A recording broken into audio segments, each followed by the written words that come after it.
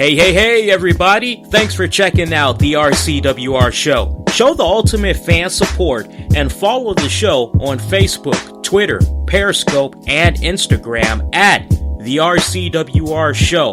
For original merchandise from the mind and hands of yours truly and friends, head over to cafepress.com/RCWR Show. Go to that next wrestling or concert event in style. That's cafepress.com/RCWR Show. And visit InfinityOneProductions.com, the exclusive home for new and exclusive original content, such as our 30 with Lee series, bonus RCWR Show episodes, and much more. InfinityOneProductions.com. That's with an E as in Edward, put in the actual number 1, InfinityOneProductions.com.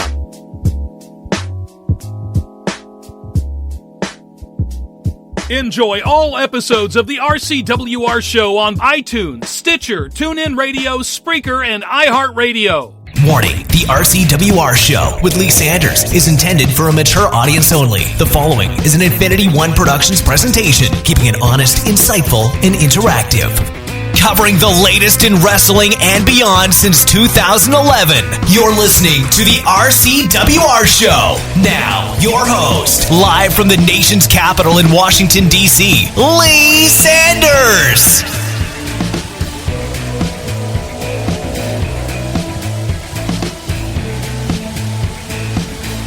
Black Avenger, aka the Black Azrael, Lee Sanders here. You're checking out an all-new The RCWR Show. Coming at you Tuesday night, February 7th, 2017. Got my nice, good, tall, refreshing, cold beverage right here. My nice Heineken. I asked the little lady right before she went to bed for the night. I said, "Hey, hon, can you do me a solid? Can you give me that bottle of Heineken from the fridge?" And she goes, "What? Why you gotta have that? What's up with you and the drinking?" I'm like, hon, it's the same bottle of Heineken from Super Bowl Sunday. And anybody that was checking out the Super Bowl after show, you saw that it was a pretty big bottle of Heineken. And as much as I love my booze, I also want to make sure I am able to get up in the morning to go to work. So I didn't even have half of my Heineken from the Super Bowl after show. I just put the cap right back on it, put it back in the fridge. She's like, what's going on with you? Why are you drinking so much? Like, I only had like not even half Super Bowl Sunday. This is kind of like how I unwind. I have a nice little drink while I'm doing the show now. Kind of really helps me relax, helps me set the mood right, making sure I'm nice and fun and jolly and all that good stuff. We talked about this. Okay, like I kind of felt like Rodney Dangerfield a little bit. I told you, go get that fucking beer. You know, it's just. But it's all love you, hun. It's all good though. Oh my god, not too much stuff went down since last we were on the air, man. But I tell you what, it's always awesome to be back doing this for you guys here every single week. I cannot recall the last time I had actually took a week off just to kick back and just recharge the batteries, so to speak. I mean, it's been a really good minute. I was sick several weeks ago, and I still came on here, did a show for you guys when I was feeling remotely better. So I'm not saying I'm going to be taking any time off anytime soon, although we do have a quick programming note. I'll just push this out in the open right now. We're going to switch it up for next Tuesday's show because I see it's actually going to be Valentine's Day. And something that we did not do last year, which is usually a RCWR show installment, is usually a show tradition, which is the annual Slow Jamming with Lee. We didn't do it last year because we came across some serious freaking hiccups when we were trying to do it last year. I forgot on which platform, but basically it didn't go down. And that had made a few people kind of disgruntled. It actually had made a few people stop listening because the whole reason that they had listened to the show in the first place was, well, they liked the fact that it just so happened that I talk about wrestling and some other stuff sprinkled in between. But for them, for some people now, what made them really gravitate towards the show was those slow jamming specials, because they can't really hear that type of music that I play anywhere else, mind you. So I was marinating on it, and I said, you know what? We're going to go ahead. We're going to bring that bad boy back. So Tuesday, Valentine's Day night, we're going to come on. I'm going to try to see if maybe we can come on at 9 o'clock. That's the goal, because I'd like to do like a 3-hour jam of some nice, cool, really good music. And those that are familiar with those slow jamming with Lee specials, you have a great idea how it's going to be rolling that night. So normally I say if you guys have any requests, you can send them my way, and I've gotten a few requests, and it's like it don't really fit the mold of what slow jamming with Lee is all about.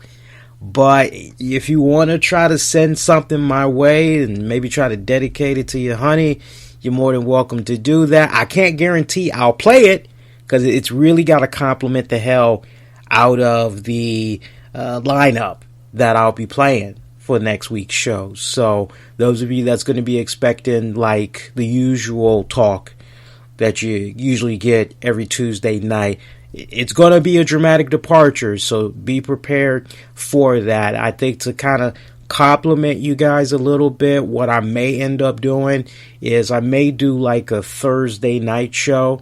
I may do that exclusively live on YouTube. I think maybe that's kind of what'll happen most likely. I'm playing around with that idea, but for sure next Tuesday night, slow jamming with Lee, I think we're going to do it, man. I think we're going to come on at a special start time of 9 p.m. So mark that down. That should be really fucking good.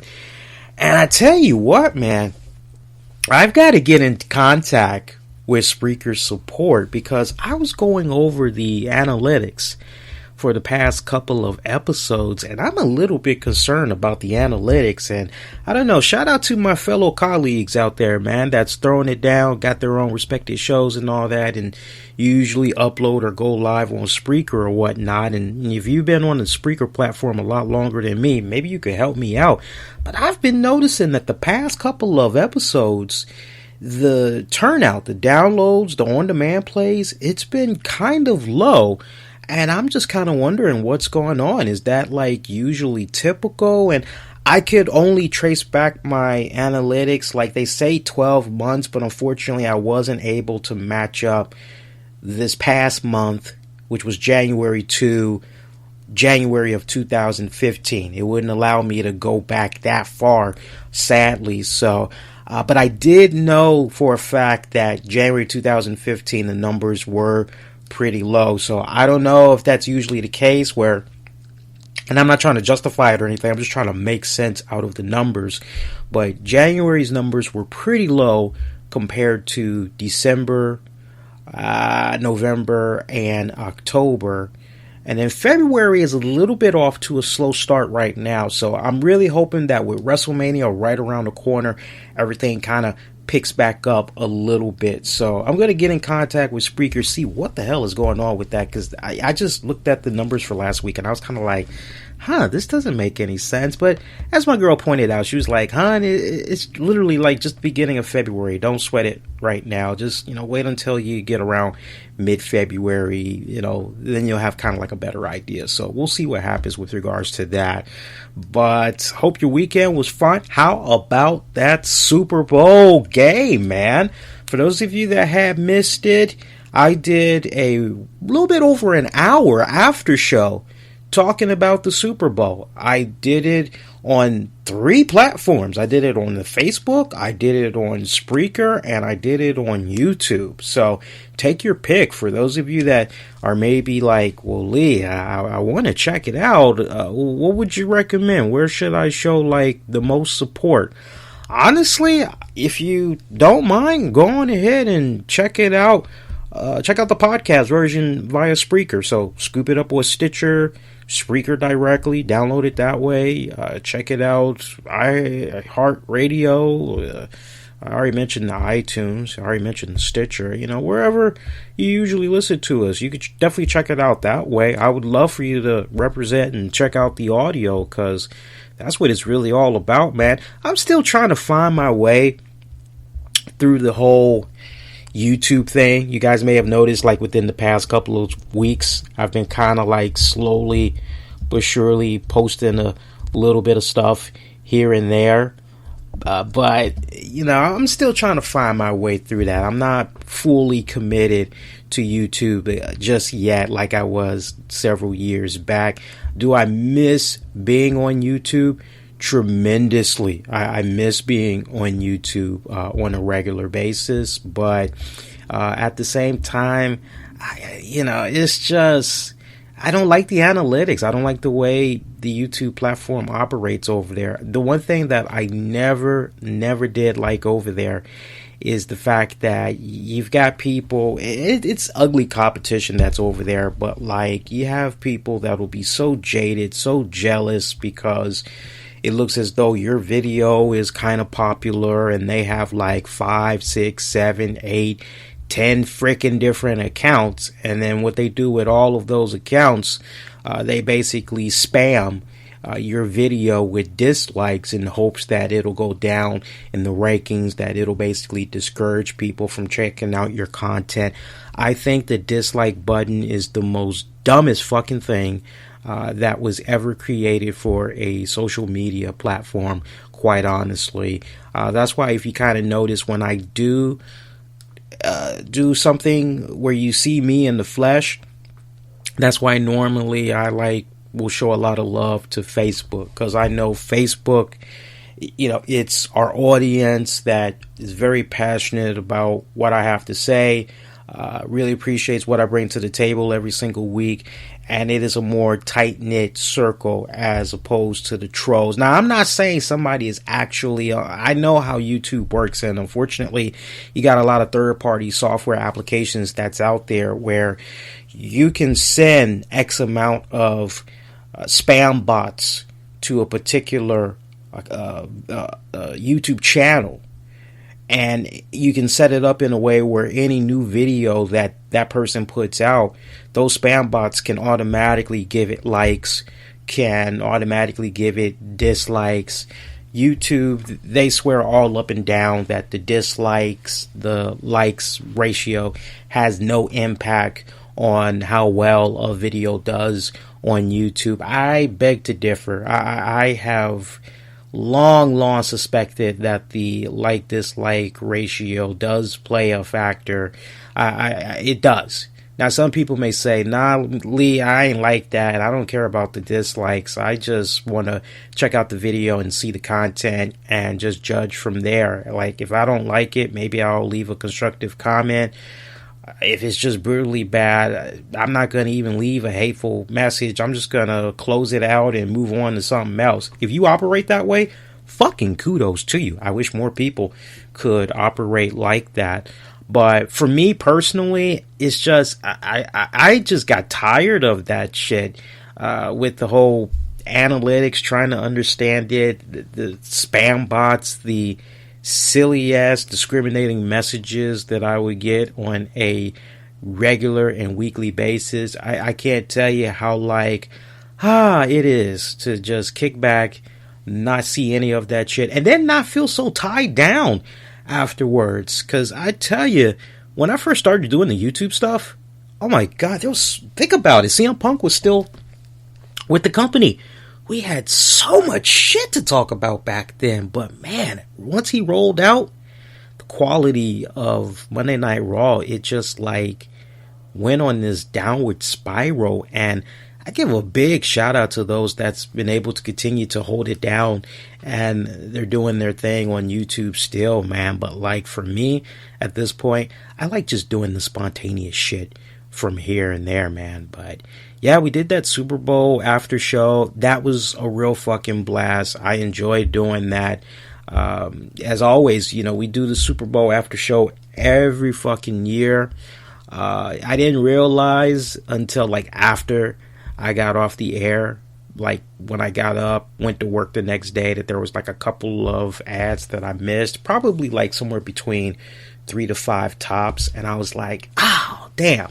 But it wasn't anything significant that you got to fire up the webcam and it wasn't anything like that. It was kind of like mediocre commercials, basically. But I tell you, I made my rounds watching all the sports analysts, trying to see how they could make sense out of what we saw on Super Bowl Sunday, and a lot of them were just speechless. A lot of them really felt as though Tom Brady is definitely one of the greatest quarterbacks in the NFL history.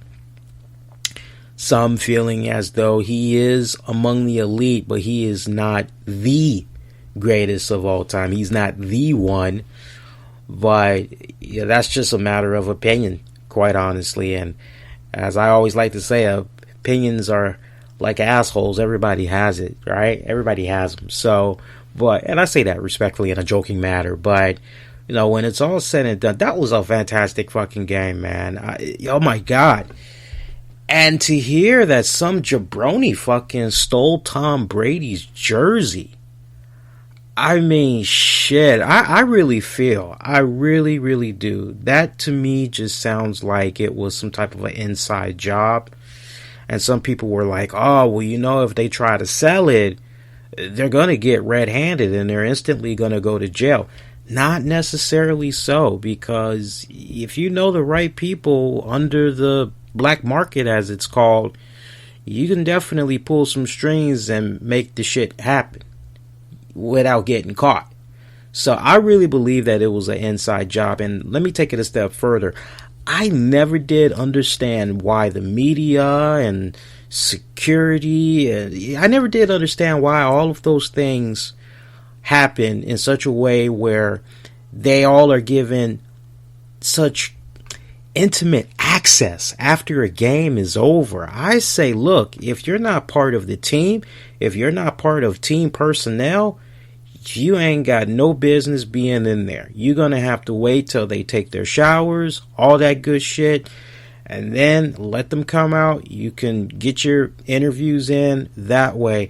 I would like to believe that maybe during the off season, maybe Tom Brady and some others, maybe they might get together and see if they can make a couple of changes happen. But I feel for Tom from the standpoint of, who knows, maybe the intent was to put that up in an NFL auction.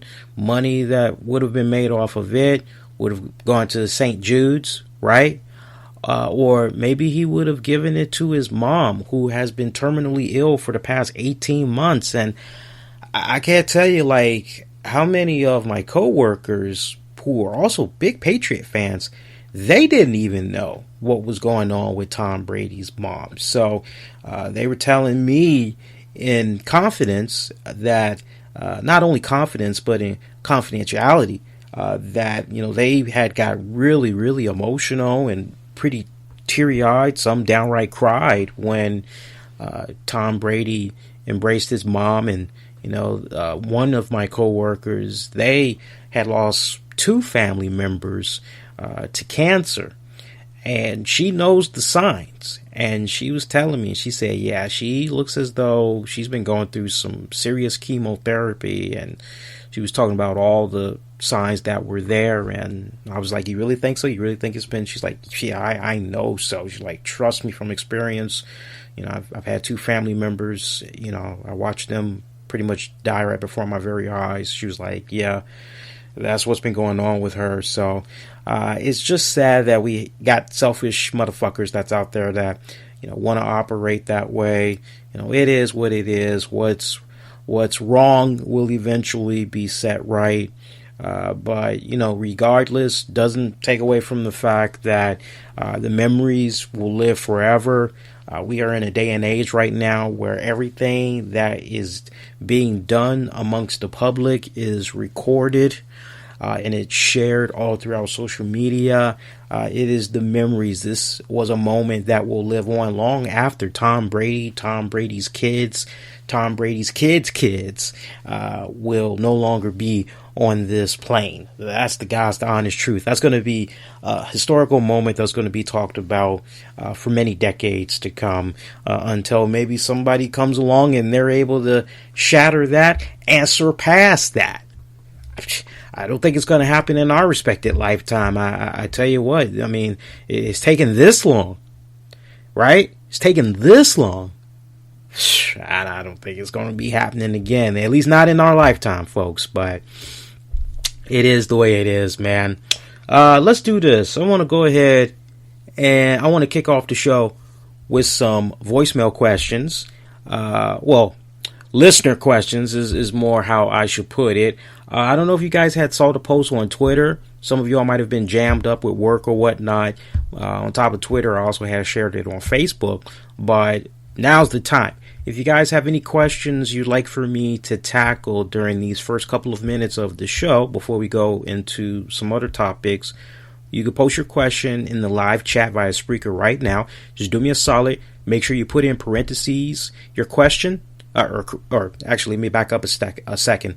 When you put your question out there, make sure at the very end of your question, you put in parentheses capital LS, so that I know that's a question I need to read and acknowledge live on the air. You can also send something my way on Twitter. I do have the Twitter opened up right now at the RCWR Show. Also on Facebook as well. Same handle. Hit me up on there. So let's load up this first message here. We got this first message from Brendan. It's a non-wrestling question, and it has to do with movies. So let's go ahead. Let's load this bad boy up here. You've got mail. And I'll chime in. Hi there, Lee. This is Brendan. I have a question for you about Friday the 13th. So if you didn't hear, I think I messaged you about this the other day. Yesterday I tweeted it to you. Paramount decided not to go forward with their Friday the 13th franchise, but it goes back to Warner Brothers.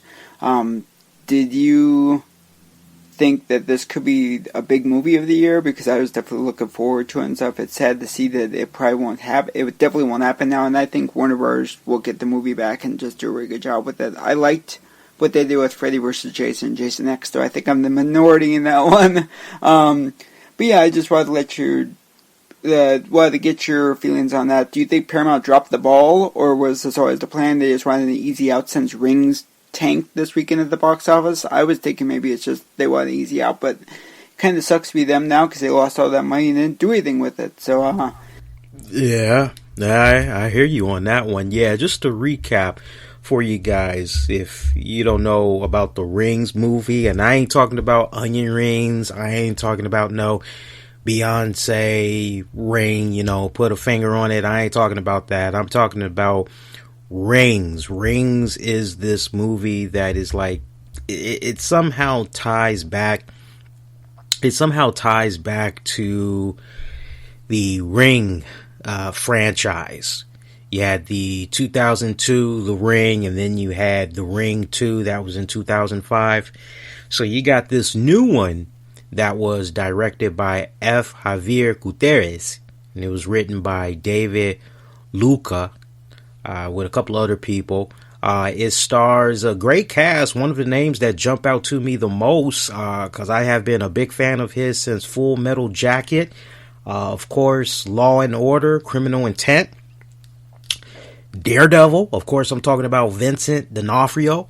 I tell you, it's not doing good. It is not doing good. So far, it has a 4.6 out of 10 rating on IMDb. It has a 7% rating on Rotten Tomatoes. Not doing good right now. Their budget was $25 million.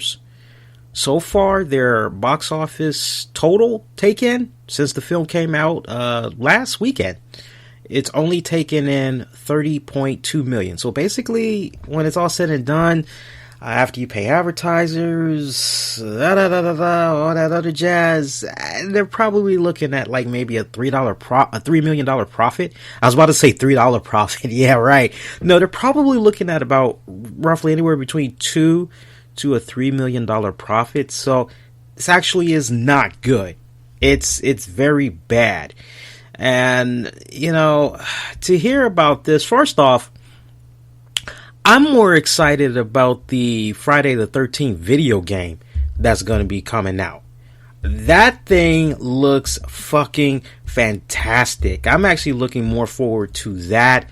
And anybody that doesn't know what the hell I'm talking about, you got to see it for yourself. It is a crowdfunding game that is being developed by Gun Media and iPhonic, and it's being published by Gun Media, and it looks fucking fantastic. It is like the Friday the 13th video game that like you always wanted to play, that you always dreamed about. And the really cool part about it is the guy that actually played the original Jason in the movies, he's actually doing all of the motion body capture work as Jason for this video game. So it's really fucking badass. But getting back to the Friday the 13th franchise, I mean, first off, let's go through the numbers here. And this is really brief, so just indulge me. But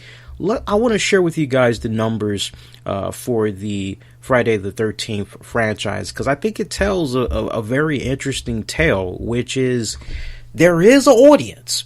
Now, you go back to the first Friday the 13th from 1980. Their budget was $550,000. United States box office take-in in the United States, they did about $39 million. Internationally, they did $20 million. Worldwide, they pretty much took in a total of almost $60 million. You go to part 2, which came out in 81, cranked up the budget a little bit. They did about $1.25 million. United States takeaway was $21.72. And worldwide, $21.72. Now, I see from 1981 all the way to 1993, the rest of the Friday movies that were released during that time period, it was not released internationally. So, real quickly, you go to Friday the 13th Part 3, that came out in 1982, had a budget of $2.5 million. Worldwide take-in, $36 million. Friday the 13th, the final chapter from 1984, they had a budget of $2.6 million. Worldwide, as it was only released in the United States, almost $33 million. 1985's Friday the 13th, A New Beginning, $2.2 million budget. That one was released in the U.S. Total take-in, $21.93.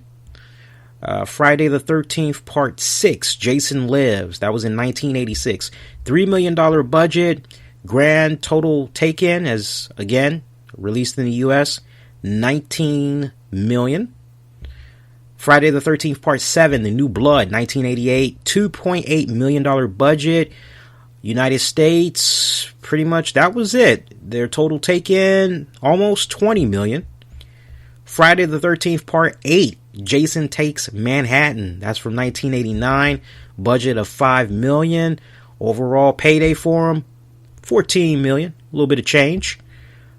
Jason Goes to Hell, The Final Friday from 1993. Budget of $3 million. Took in about close to $15 million. Jason X, the first movie to be released internationally since 1980's Friday the 13th. That was released in 2002. Budget of $14 million. United States did about $13 million. Internationally did about $3 million. Grand total take-in, almost close to $17 million. We got two more titles for you guys.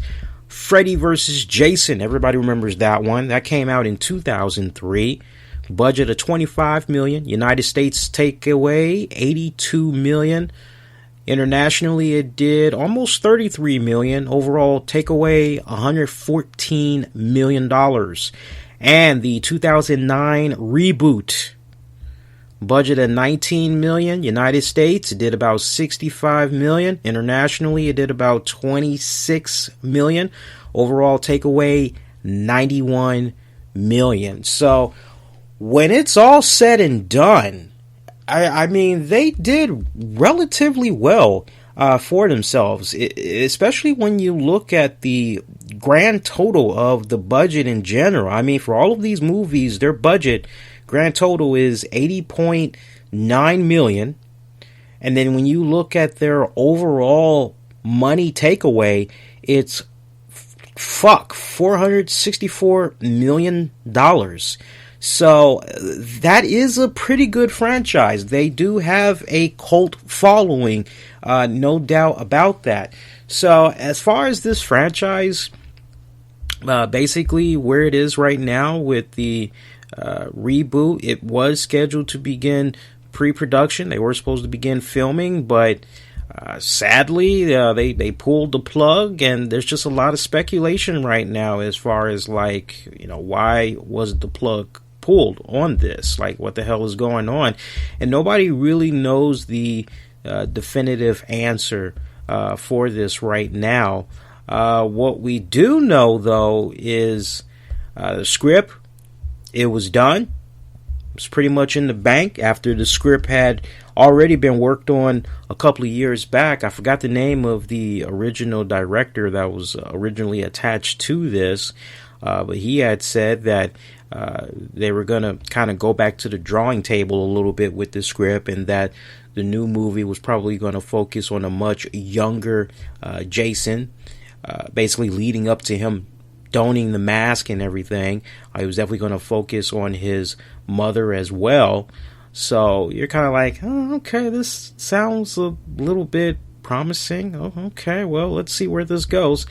Me personally, when I think about the Friday the 13th franchise, so much fucking promise.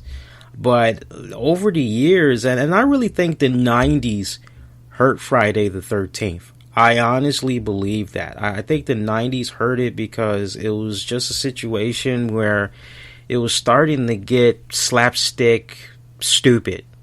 It was almost getting as bad as Leprechaun. And everybody remembers Leprechaun in the Hood, yeah? Yeah, we like to try to block that out from our memory, right?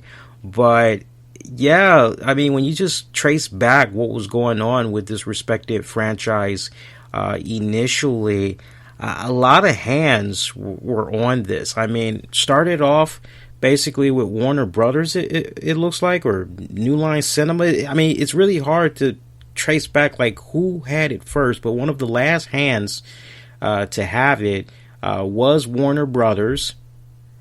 And then what later went down was there was supposed to be a 2009 remake that was going to be a joint effort by Paramount and New Line, because they both owned portions of the Friday the 13th franchise, if I remember it right.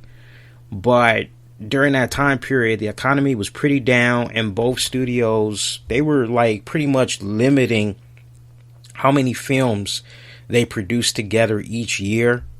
They wanted to focus more on, you know, low risk, you know, as little to no risk as possible, and reap in big benefits as a result. Because there was supposed to be a Friday the 13th Part 2, but that was put on hold until it looked as though the economy was going to like boost back to try to do that next installment. And so afterwards, Brad Fuller, I think was the guy's name that was supposed to like come in for this. You know, he pretty much was ready. New Line Cinema, they did not step up to the table. You go back 2013, Warner Brothers had relinquished their film rights to the Friday the 13th series back to Paramount as part of a deal that would allow Warner Brothers to co-produce Interstellar.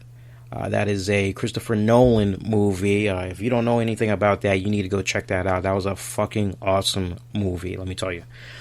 So, you know, it goes back to Paramount, and Paramount was supposed to be working on a new installment as fast as like humanly possible. David Bruckner was set to direct the next installment of Friday the 13th. Paramount, afterwards, they were set to release a film for Friday, May 13th of 2016. But then March 2015, it was announced that there was going to be a new TV writer by the name of Nick Ancosta that was supposed to be coming up with the script. Then fast forward a little bit later in 2015. The film has been pushed back to January of 2017. But then back this past December, it was announced that there was another guy that was supposed to be coming up with the script. And the same day that was revealed, the guy that you thought was going to be writing the script, he admitted that he backed out of the project. So it's kind of like, okay, what the fuck is going on here, man? Like, I mean, when you just... doesn't this story sound very fucking confusing? Because you're like, okay, so who's it? Who's it now, Lee? It's just been like that. And so basically, when it's all said and done, February, like literally yesterday, they just decided that they were going to pull the film from the schedule. It's supposed to be released later this year. So it really doesn't sound like they know what the fuck to do with this respected franchise right now. I just read to you the financial stats, and I mean, without a shadow of a doubt, there's some good money to be made off of this. But see, if you ask me what I personally would want out of this respected franchise, a couple of things, and I'll be brief with this. Number one, I want for all parties involved, from the production team to the distributor, I want everybody to have like an outline of where exactly they're going to be going with this. And I tell you what, man, has anybody learned anything from the way Marvel has been handling all their movies over these years, and how everything just beautifully connected to Civil War, how everything is ultimately connecting to the Infinity War? I mean, when it's all said and done, Marvel just beautifully laid out a really good plan that, you know, probably not until like maybe 2021 will it like finally be wrapped up, right? So I would like to see whoever is going to have this franchise for the next couple of years, I would like to see them like really sit down and take the time out, get with the marketing team, you know, hire some outsiders, right? Get some of the best minds that you can and try to figure out some type of a outline, guaranteed plan. You know, don't just be so fixated on, well, the last one did blah blah blah, you know, that's money out there on. No, don't operate that way. Don't operate in a way where you're just putting all your eggs into one marble and you're not even remotely interested in a sequel or, you know, telling a continuation of that story. So first off, come up with an actual plan. If you're going to do a trilogy, do a trilogy. If you're going to do a 4-parter, do a 4-parter or a 5-part. Have a fucking game plan. And then once you have that game plan ironed out, try to fucking figure out who is your team going to be. If I could make a couple of suggestions on maybe who should be writing the next batch of Jason movies, I'm going to put a couple of names out there, and honestly, some of you guys, you may not fucking be feeling it, but I think a lot of you guys that know where I'm coming from, once I say some of this stuff, you're going to kind of be like, oh, you know what? Yeah, Lee, I'd be fucking down with that. Yeah, sure. Now, as far as your writing team, I think you should definitely go with my man from The Walking Dead. I think you should go with fucking Frank Darabont. Again, Walking Dead, Frank Darabont. I think he would be fucking awesome. I also think maybe you should reach out to a great mind like Alan Moore. You know, maybe you can get a hold of him in some type of a consulting type of role. I definitely feel that if it's possible, maybe you should reach out to Stephen King, who knows a thing or two about thriller, suspense, than the King himself. maybe you can reach out to him. If you want to maybe put some younger guys into the mix of things. I can't remember the guy who directed. Who's the guy that directed Sin City? Was it Rodriguez? Was it Robert Rodriguez? Maybe you could possibly pin him for directing the film, but you gotta have yourself like a fucking A-team that can fucking do this. I would even, and look, I don't care what anybody says, I think when it's all said and done, the movie production team, they rushed him. And as a result of rushing him, we got a piss poor, halfway decent movie. But Rob Zombie, if I had to go with anybody from a writing and directing and producing standpoint, Rob fucking Zombie is my guy. What he did with House of a Thousand Corpses, and then The Devil's Rejects, and then what he did with the first rebooted Halloween movie, those were true testaments to his longevity as a film director. I personally feel we all can be in agreement when that sequel to Halloween came out, it was fucking rushed, and even he admitted in the interviews that he felt the pressure from the higher ups because they were like really trying to fucking capitalize on the buzz of new life that he had breathed into the franchise. And as we all saw, once he was pulled from it, it really hasn't been the same quite after that. So but I think you really need to, that's what I mean. Now, some of you all may not agree with some of those names that I put out there, but at least you can give me this much credit, guys and gals. At least if you're making the effort to like reach out to the very fucking best minds of suspense and horror that's out there, to like really try to give this a fighting chance, really try to give this a really good blueprint, right? To tell a really good story and see it from A to B. Don't let it be a drawn out fucking thing. There's no reason why this needs to stretch out for, this ain't Harry fucking Potter.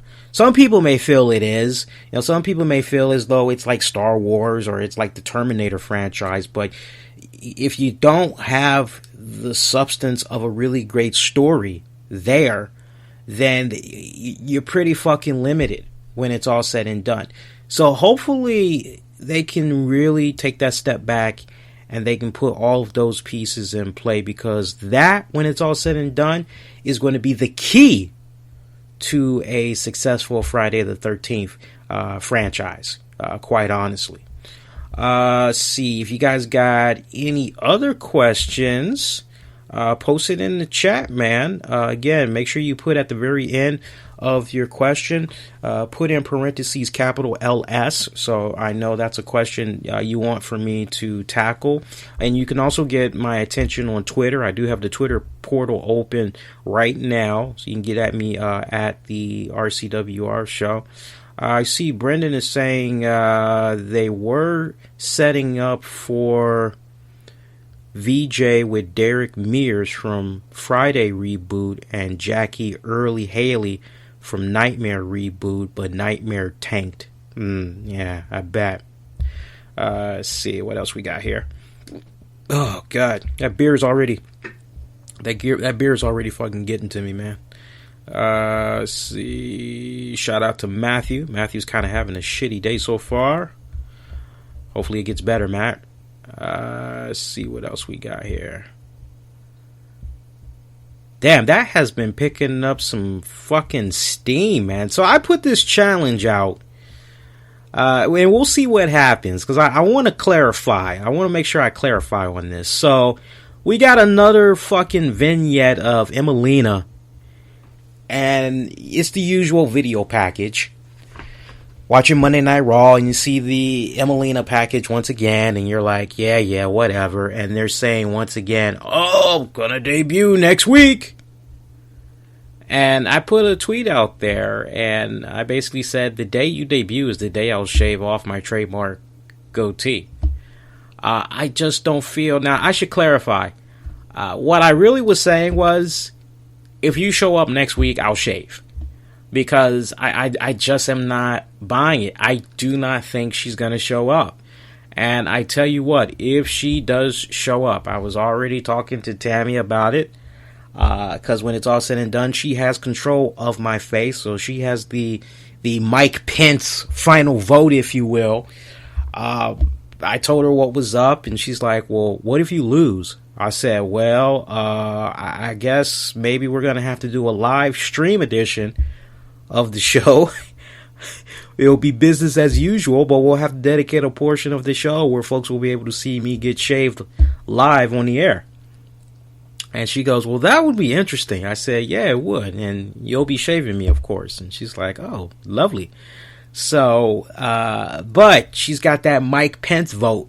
And if you guys don't know what I'm talking about with the Mike Pence vote, we'll get into that later. But, so if she shows up Monday night, the missus has the final say, man. So, we'll see. We'll play that by the ear and see what's going down, man.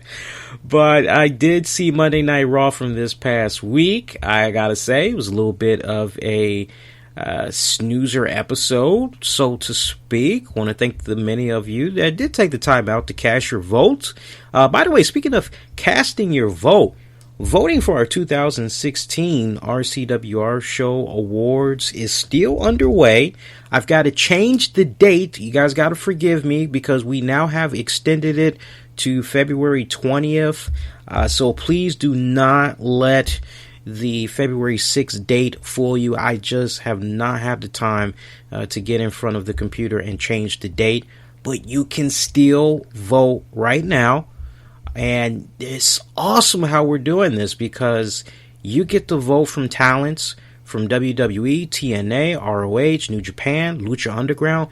You name it, everything is up for grabs. You let your voice be heard. You put in your respected ballot. It's no multiple choice. It's no silly poll option. You go in, you put in who you want, type in their words, and that's it. And it's really cool because we got some cool prizes up for grabs. Basically, you get not one, not two, you get 5 wrestling DVDs from the RCWR show. It can be past, present, or something that's going to be released in the future. Just has to total 5 wrestling DVDs. And it's a nice way of saying thanks for entering. We'll select the lucky winner on... let me look at the calendar here. So the polling ends on February 20th. So the winner will be revealed on that Tuesday, the 21st edition of the RCWR show. And it's still pretty wide open. So you guys that haven't had the chance to cast your vote in that just yet, what are you waiting for? Go do it now, man. But I was talking about voting. I want to thank you guys that had cast your vote for this week's Monday Night Raw. I'm looking at the tally results so far. Let me actually pull this up here. Bear with me a quick second, guys. I really haven't been tweeting that much past couple of days. I've just been kind of mellowing out. So, yeah, actually, how would you rate it this week? As this week saw the in-ring debut of Samoa Joe. 9% of you said missing it, skipping it. 18% of you thought that it was an awesome Raw edition. 28% of you felt that it was a bad show with a few okay spots. And the majority, 45% of you, felt as though it was an average show. I gotta say, yeah, it really did come off as an average show, quite honestly. Let's kind of take it from the top. You know, I'm not going to... This ain't your Raw review. This isn't your Raw full recap review. Well, we don't really do it like that, but we do go over some key points that went about on Raw. A few key things that really jumped out at me for this week. I did like the way Raw had kicked off with Stephanie McMahon, Mick Foley in the ring, and Mick Foley's like, ladies and gentlemen, please welcome the newest addition to the Raw roster, Samoa Joe. And you're like, God damn, Mick, how you really feel, brother? That was just, I was pissing my ass off laughing hysterically at that, because I just thought, like, wow, that is just so fucking, like, I just don't give a shit. Fire me, I don't give a shit. I mean, go ahead, Foley. I like that. I tell you, he has been looking really good since he's been slimming down. I'm loving the new short hair. Looks really good on him. Love that he's still got the beard and everything, but he really, for the better, looks really good. I can only keep my fingers crossed the day that he finally gets his hip surgery, and hopefully that'll just, boom, all together, take care of those nagging aches and pains that he's been carrying with him all these years. It was really weird seeing Samoa Joe in a suit, and then I had to be reminded, Lee, Main Event Mafia days, remember, Main Event Mafia. I'm like, oh yes, that did happen, didn't it? Yeah. Really nice seeing him in a suit, man. I thought for sure maybe Samoa Joe was going to choke out Mick Foley, but that did not go down like that. And this kind of goes back to what I was saying exclusively on YouTube last week when I was covering the news about Seth Rollins being injured.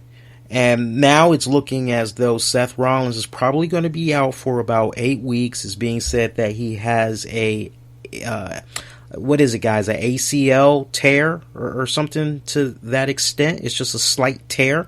So basically he just needs to take it easy for the next batch of weeks, get in a little bit of rehabbing and everything. And it's being reported by Dave Meltzer, and he's usually pretty on point. But you have a couple of sites, but really Dave is the main one that's jumping out there saying it's pretty much still locked. It's still good to go that we're going to see Triple H and Seth Rollins get it on at WrestleMania. And you know Triple H wants to do WrestleMania so bad. I mean, since it's going to be in Florida, basically, NXT's down there. You know he wants to be on that card because it's kind of like a nice little way to give a little bit of the nod to the NXT supporters. So you know he wants to try to do everything in his power to be on that card.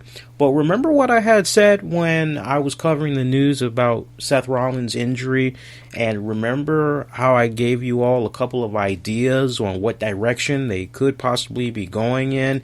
And I said to you guys, the most easiest thing that they can do is slide Roman Reigns in there, because Roman Reigns, Seth Rollins, they maybe have not seen what's the right words I'm looking for? They may not have seen eye to eye ever since they departed from the Shield, but within the past couple of months, they have gotten back on good terms with each other to the point they've kind of had each other's backs, done a few reunited Shield one-night offers, if you will. Which brings me to a question I'll tackle in a little bit about the Shield. But I said, yeah, it makes sense. Slide Roman Reigns in there. I also put in the idea of maybe Samoa Joe turning on Triple H. You got to check out the YouTube piece that I did if you all did not see it. It was really good. It was about probably maybe close to 30 minutes, and I made a lot of really great, valid points. And for the most part, it was pretty well received. Not really too many comments, but I was looking at the like-dislike ratio, and a lot of people really appreciated, what I said about Seth Rollins. I didn't really see any hating comments or anything like that, so that's always good for me. So I was quite pleased with them having Roman Reigns come out there, getting in the face of Samoa Joe, pretty much setting up a main event match for later on in the night. Samoa Joe taking on Roman Reigns. I thought for sure that maybe Undertaker was going to get involved in this, because I'm still remembering how Roman Reigns had said to Undertaker, "It's my yard." And once again, we heard Roman Reigns say, of all people, to Samoa Joe, "Hey, give me the opportunity to put my fist in your face and show you why this is my yard." I'm going, got a little bit of Taker in you, son. So I thought that was kind of interesting that Roman, once again, bringing up the "it's my yard." I'm kind of going, is old man Taker maybe going to play a little bit of an impact later on in the night. And as we saw, for those of us had stuck around, because there really was a great Monday night game on TNT, we did not see The Undertaker show up, but we would see Strowman stroking Braun Strowman. He came out at the end, and that, honestly, I was holding out for The Undertaker, but I knew this was going to play out the way it was going to play out, for the simple fact, Braun Strowman earlier in the night, he took on, what was it, guys? He took on, what was it, 1, 2, 3, 4 created wrestlers. I keep telling you guys, stop making those created wrestlers for fucking Braun Strowman, man. Give him some real fucking competition. I don't know which one of y'all put the WWE 2K17 game down. Stop making this guy created wrestlers, please. But we saw him make quick work of these guys, and I'm just kicking back going, okay, if storyline continuity is in effect, Braun Strowman should promptly pick up a microphone and say, Foley, what the hell, man? I told you I wanted real competition. I told you what was going to happen, and I'm going to air my grievances to you face to face. I'm coming for you, Foley. And sure enough, that's exactly what Braun Strowman did, and I loved it, because that was like continuity, because Braun has been saying, I want real competition. So he did catch up with Mick Foley. Foley's like, you want real competition? I'll give it to you. You're going to have Roman Reigns at Fastlane. And that just made Braun very happy. And I was fine with that, because there was still some continuation. There was still some leftovers from Roman Reigns, Braun Strowman. That feud hasn't exactly been resolved, so to speak. So I was perfectly fine for that. So to see Braun Strowman pop up at the end of the night, interfere, and you knew somebody was going to interfere. It was either going to be Braun, or it was going to be Taker, or maybe it was going to be both. Me personally, I maybe would have done both of those guys, but different topic for another day. Quite pleased with that, how it played out. I loved it. I love seeing Braun interfere. I just love the overall booking, because it protected Samoa Joe. Samoa Joe did not get pinned. Samoa Joe did not get submitted. Braun just comes in there and he just starts fucking up Roman Reigns, and I loved it. Samoa Joe quickly disappearing. Loved it. Loved that one-on-one between Braun and Roman Reigns. Not to mention, I also love the strong and dominating booking that they did of Samoa Joe. Yeah, he cheap shot Roman Reigns, but I loved how Triple H and crew, I don't know who is behind the current booking of Samoa Joe, but they must have seen some of his Impact Wrestling tapes and seen how the hell he was booked, because that translated very well when he went on over to NXT. And honestly, it is just nice to see that momentum is continuing on to the main roster. At this point, given what's currently going on with Seth Rollins, the Samoa Joe, and I know this is going to upset a lot of people, but I need you just to think smart for a second, right? Don't be this has nothing to do with being a mark, or what's the other one? Smart mark and all that other shit. Just put all that shit to the side and just try to use a little bit of common sense for a second. Just good wrestling common sense. Samoa Joe for now has to remain undefeated until Seth Rollins can get back in the picture. Once Seth Rollins gets back in the picture, he has unfinished business with Samoa Joe. So without a shadow of doubt, to get to Triple H, Seth Rollins is first going to have to pacify Samoa Joe. Then make his way to Triple H. That's how it's going to have to go down.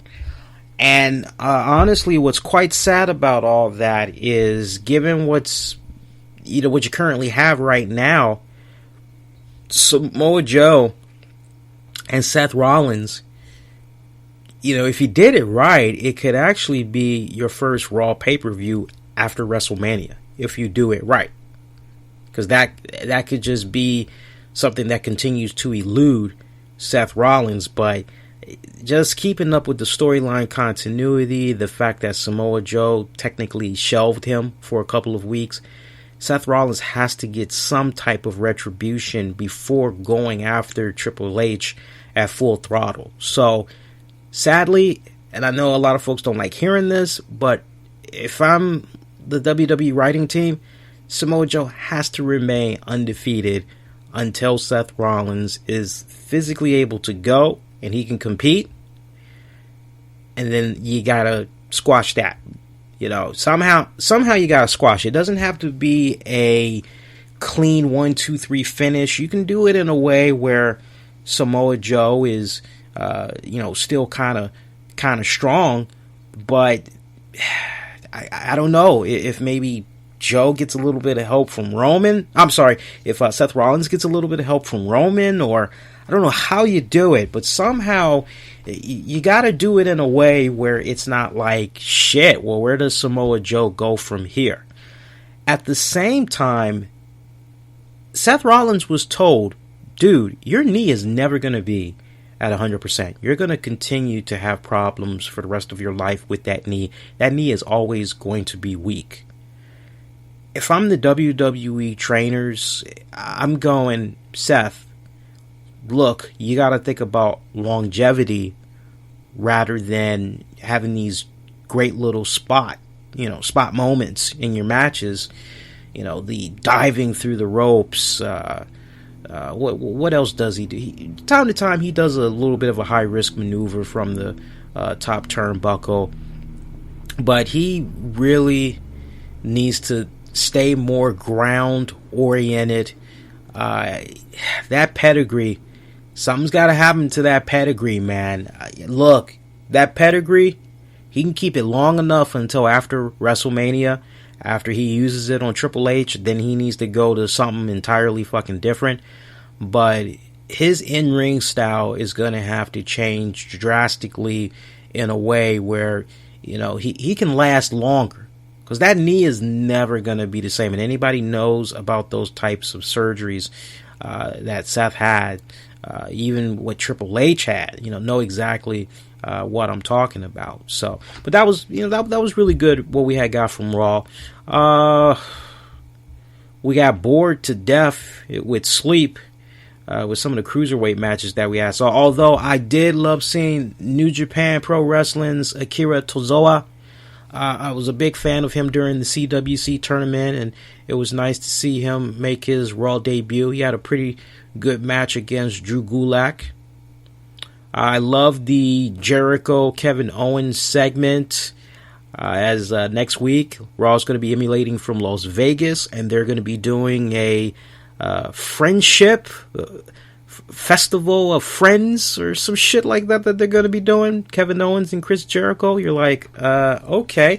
But the real story of this KO Jericho segment was the fact that Goldberg comes out to basically accept Brock Lesnar's challenge.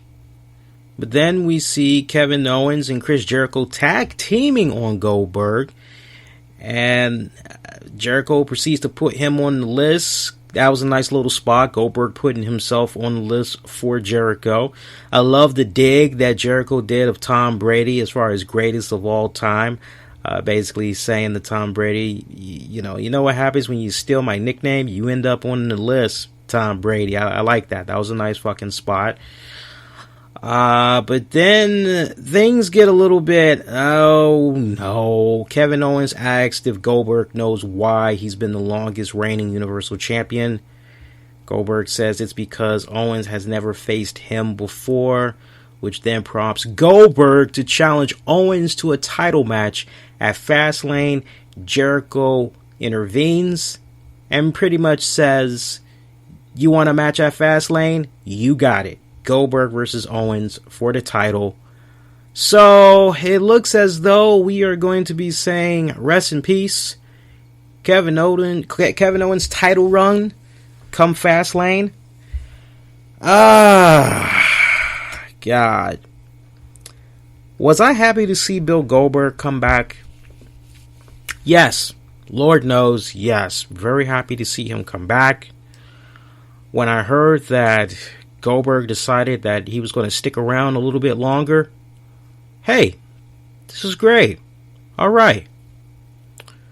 Then when I heard, hey, Goldberg could possibly be getting a title run, I'm kind of going, I'm sorry, what? I don't know how I feel about that right now. I'm not upset. I'm a little bit puzzled. I'm a little bit baffled at that. I don't feel as though that's necessarily needed. As far as Brock Lesnar facing Goldberg at WrestleMania for the title, I don't really feel that is needed. And I'm just a little bit dumbfounded at that. That idea that Goldberg could be coming out of Fastlane as the WWE Universal Champion. I'm just a little bit dumbfounded at that. It makes sense, though, from a documentary standpoint. Anybody notice? We were supposed to get a new Goldberg DVD, but I think the date might have been pushed back a little bit. And I bet you it's been pushed back a bit because they're doing all this stuff right now with Bill. Pretty much wrap it up come WrestleMania and make sure that all that gets included in the DVD. I wouldn't be surprised if after what happens after WrestleMania, Raw has that first pay-per-view after WrestleMania. If maybe they kind of take it up that far, include all those moments on his DVD or whatnot. So try to make a little bit of money off of that as a result.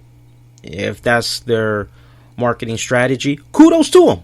Kudos to them if they're going to be operating like that. I have no problem with that. But just from the whole booking standpoint, I don't necessarily agree with a Goldberg Brock Lesnar for the title.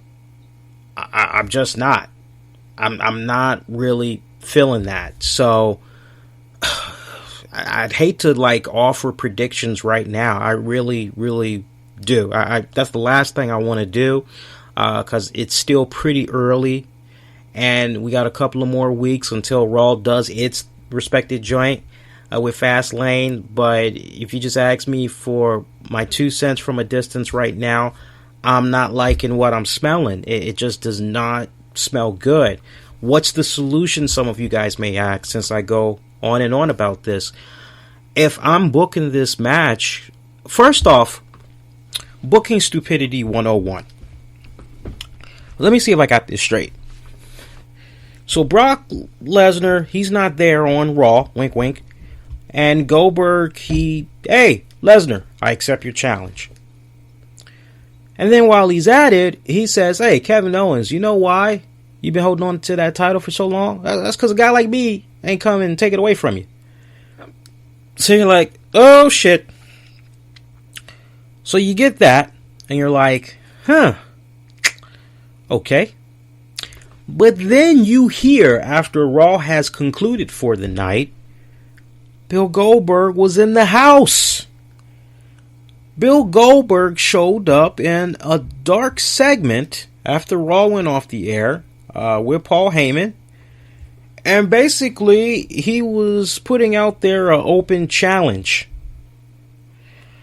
And the person to accept that open challenge was none other than Big Show. And Big Show got owned by Brock Lesnar. Kind of silly, considering Big Show is supposed to be getting ready for this big epic match or whatnot with Shaquille O'Neal. So for me, booking stupidity 101. You have access to Brock Lesnar. Brock Lesnar is at Raw. And you do not utilize him on live TV. That is a fucking waste. That is just fucking stupid. It's stupid. don't get me wrong. Hey, Brock, you think you could do us a solid? You think you could come on to the arena if you're nearby and we can shoot some vignettes? We could do like a sit-down interview, do some stuff that we can stretch out over the next couple of weeks to pretty much take your program with Goldberg into WrestleMania? Yeah, sure, whatever you guys need. Yeah, sure, no problem. I'm down with that. Almost like the old AWA days. All right, I'm fine with that. Totally fine with that. You know, Jim Crockett promotion days. I'm fine if you want to do Brock Lesnar like that. But to have him come out after Raw has gone off the air, and you don't even show that moment exclusively on the WWE network for your subscribers, you all have had a history of doing it in the past, of showing like something awesome going down once Raw has concluded on the USA network. So I just thought that was rather a stupid booking of Brock Lesnar. Furthermore, we're going to do this whole thing with storyline continuity between Brock Lesnar, Goldberg, and all that, right? Talk about their long history going back to, what was that, guys? WrestleMania 20 or whatever? We're going to, like, go all the way that far back, right? This is what I don't understand. Am I the only one that remembers that Brock Lesnar never did get his one-on-one rematch for the WWE title that he had lost? Now, some of you guys may say, well, Lee, if we're being perfectly honest, that WWE title is now over on SmackDown. To that, I say, that may be very well true, but Brock Lesnar was drafted to Raw. He was drafted to Raw. And considering nobody actually defeated, yes, he lost the title, don't get me wrong. He did lose the title. But he never got pinned. He did not submit. So you can still kind of call him a uncrowned champion.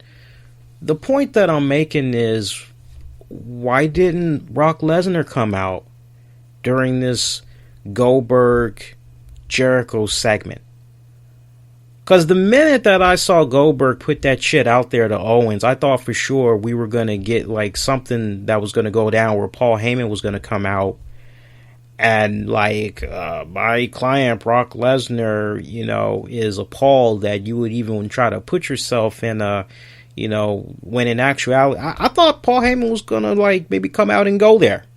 And the fact that didn't happen. And I got to tell you guys straight up, I would be a lot more intrigued to see a Kevin Owens, Brock Lesnar, Bill Goldberg match. I would be much more intrigued to see something like that than Goldberg, Lesnar for the title at WrestleMania. Can we at least kind of throw a little bit of a fucking monkey wrench in there? I mean, seriously. Can we do that? Seriously. So I just think that's just fucking stupid. It was a fucking waste. It's a waste of Brock Lesnar's time.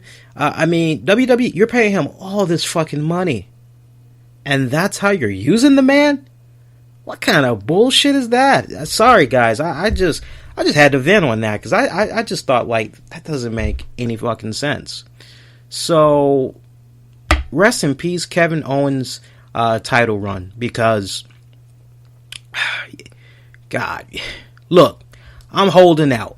If I were to make a early prediction for Fastlane, I hope that fucking Brock Lesnar gets so fucking rattled with Goldberg just infatuated with becoming a WWE champion and all that. I hope that Brock Lesnar causes a little bit of interference.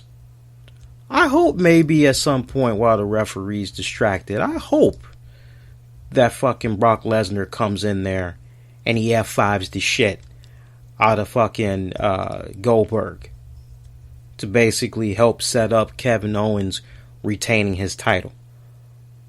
hey, call it crazy, but a lot of fans actually want to see Chris Jericho and Kevin Owens champion versus champion. A lot of fans want to see it. I don't have a problem with that. It's something kind of new. And you know, at some point, one of those guys is going to show their true ugly colors. Who better than maybe Kevin Owens? I mean, really, when you think about it, the seeds have been kind of planted. It really comes off like maybe that's the route that they're going to go. So, you know, but it's still early. We'll wait a couple of weeks. We'll see how it all goes down. Other than that, nothing else. I enjoyed the United States title match between Sami Zayn and Chris Jericho. That was a damn good classic matchup right there. Jericho retaining with a little bit of help from Kevin Owens. I'm assuming Kevin is really hoping that Jericho will have his back at Fastlane. Let's see. Yeah, that was pretty much it, man. It was pretty much a mediocre night when it's all said and done. And I'm not being nonchalant, guys. I'm just being brutally honest with you. It was a pretty nonchalant, average edition of Raw that we got this week, man. Hey, I hope you guys enjoying the show so far. If you are, make sure you click on that little heart. Might be a like icon. Really helps boost this episode out there, man, so that more folks are able to check it out. It'll definitely help them out in the recommendation feature, man. SmackDown went off the air. Enjoyed SmackDown somewhat. This week's SmackDown, I gotta admit, it felt a little bit average this week, which is a first, because usually SmackDown is, you know, it's pretty on point. I kind of give them a little bit of a slide this week for the simple fact they're going into their pay-per-view for this weekend. So, but one thing that really did jump out at me, and I put the tweet out, I don't know how many of you all had noticed this as well. Mauro Ranallo was pretty quiet this week. I mean, other than calling a little bit of the in-ring action, he pretty much was quiet. And I'm not sure how many of y'all have picked it up. And I really hope that he's okay. Hopefully he wasn't having a mood swing or whatnot. Because somebody correct me if I'm wrong, but if I'm not mistaken, Mauro Ranallo, I believe he's bipolar or something he had stated. I want to say it was back in maybe January or December, and he was getting like a lot of love and support from his fan base. I remember actually saying something to him, and I remember he favored it, retweeted it, and I think he was like, you know, thanks, man, appreciate that. But I hope he's okay. On a personal side note, I'm hoping that with him being as quiet as he was this week, maybe it was just WWE's way of doing a little bit of an experiment to try and see how the chemistry was maybe perhaps clicking between JBL, David Otunga, and Tom Phillips. Tom needs to bring a little bit more energy, and it's not all on Tom. It's not Tom's fault, because anybody that checks out Tom's work and NXT, I mean, he's for the most part, he's very energetic. I won't say charismatic, but he's definitely very energetic. And the Tom that took the lead tonight was pretty monotone. I had my interest just go down the shitter when he was doing the satellite interview with Natalya and Nikki Bella. I wanted him to kind of pick it up a little bit with the energy. And he was losing me, but luckily right when he was starting to lose me, Nikki and Natty, they really started going there. And I really hope the reports that we're hearing now about Nikki Bella is not true. But in case you guys had missed it, looks as though Nikki Bella is pretty banged up right now. She thought that she could endure being on a WWE schedule full time, but the way it's looking right now, her neck injury, remember she had got surgery not long ago. Well, she's been continuing to have ongoing nagging neck issues, and it's hindered her pretty badly, to the point they're saying WrestleMania 33 is going to be it for her. At the same time, it's also being said that WWE is pretty close to coming up with some type of a new deal for her that will perhaps see her wrestle at maybe the big main event pay-per-view spectaculars during the year. So, if that's really the case, more power to her. I'm honestly, look, if she decides she wants to stick a fork in it and she wants to be done wrestling on a full-time basis, then, she's not really going anywhere. If she's basically only going to show up for the big four, I mean, I'm fine for that. I mean, she's always going to be in the spotlight because she's got the Total Bella show. Whenever John Cena makes his little media rounds, she's probably going to be right there. So she's always going to be in the spotlight. People are always going to remember her. So honestly, if WWE is quite comfortable giving her that type of a deal, I don't think anything would be lost in that. But the key and look, we all know when the Bellas left that first go round, they ain't do shit. So, this go round, if I were to give some really solid advice to Nikki Bella, it would be, Nikki, do what you gotta do to get yourself hooked up with the Rock's people, because with the type of looks that you have, I mean, shit, you should be doing Maxim, you should be doing Sports Illustrated, you should be having like some type of a spot on a daytime soap, Spanish soap or something. You gotta admit, guys, I mean, some areas may look a little bit questionable on her body, but she's got a pretty damn good looking face. And when you got a face and a body like that, you should be making some mad fucking fettuccine. You feel where I'm coming from? But see, SmackDown tonight, I'm trying to think. I saw briefly the Fatal 4-Way with Corbin, Miz, Ambrose, AJ Styles, Baron Corbin being shoved down our fucking throats again. Every fucking time I hear JBL, by God, Morrow, that could be the very next WWE champion. Every fucking time I hear JBL say that shit, I go, JBL, you don't have to fucking remind me that we're getting this guy crammed down our fucking throats. Like, yeah, no fucking shit he's gonna be a champion one day, because you all keep fucking reminding me about it every fucking chance you get. Shut up already. I'm sorry, but one thing I noticed, and I don't know if Baron Corbin maybe caught a little bit of my audio criticism of him, or maybe he's kind of caught in a little bit of heat from some of my other fellow colleagues that's out there. But one thing that I kind of noticed about him this week, he has grown out a little bit more facial hair. And remember what I had said on the show a couple of weeks back. And in case you missed it, it was a hilarious line. I basically said Baron Corbin does not look menacing. He does not look sadistic. He does not look fucking tough. He looks like some motherfucker you see hosting a MTV or VH1 underground fucking show. And he does. Hey, what's up? I'm Baron Corbin, and you're checking out VH1 Underground. This week, we got Smashing Pumpkins. We've got Third Eye Blind. We've got Metallica.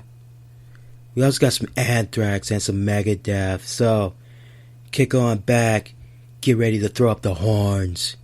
It's time for VH1 Metal Underground. And that's just how he fucking looks. Okay? He does not fucking come off tough. None of that shit. So I thought it was kind of interesting that Baron was kind of growing a little bit of stuff around his face and all that. I don't know if that'll really help him out. We'll wait and we'll fucking see. But I seriously think the guy needs a fucking mouthpiece. Seriously, the guy needs a mouthpiece, because everybody wants to talk about Roman Reigns promos. Roman Reigns promos, if you just do a side-by-side video comparison with Baron Corbin, Roman Reigns is leaps and bounds 10 times better than the shit this guy is spewing. Do I need to remind you guys of Baron Corbin at commentating about 3 weeks ago on SmackDown? Was that the drizzling shits or was that the drizzling shits? Go back and check that out if you guys get the opportunity. Now, some of you guys may be like, well, Lee, who would you maybe pair up Baron Corbin? You know, you're talking about a manager. Who are you thinking? Well, so one name that jumps out at me. I've been a big fan of his work for a lot of years. A lot of fucking years. And I think he would be a really good fucking compliment to this guy. And I've got to go with, drum roll please. Are you all ready? You all ready? The guy I'm thinking of is none other than James Mitchell. That name should be very familiar to you guys. I've given him a lot of praise over the years. He mostly was the manager for Abyss and TNA Wrestling. And guy was also doing his thing as James Vanderbag in ECW. I love him. The fact that he is not being utilized today in an era where now more than ever we need to see a serious comeback of managers.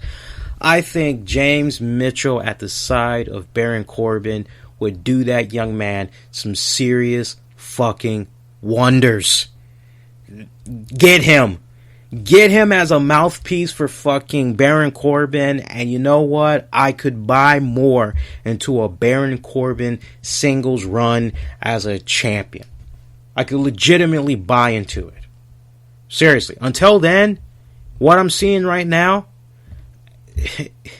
it's not enough to impress me right now.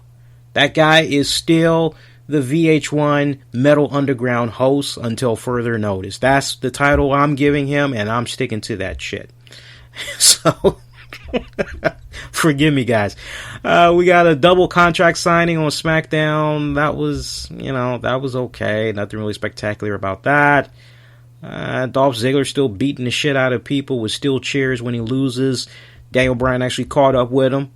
Told him straight up, hey, look, Fastlane, you're going to be in a handicap match with Kalisto and Apollo Crews. Good luck with that, partner. We saw a recycled tag match to an extent from the onslaught that occurred last week. I pretty much went to go use the bathroom on that note because that just felt like a piss break, which is quite sad. The John Cena-Randy Orton match did not live up to the hype.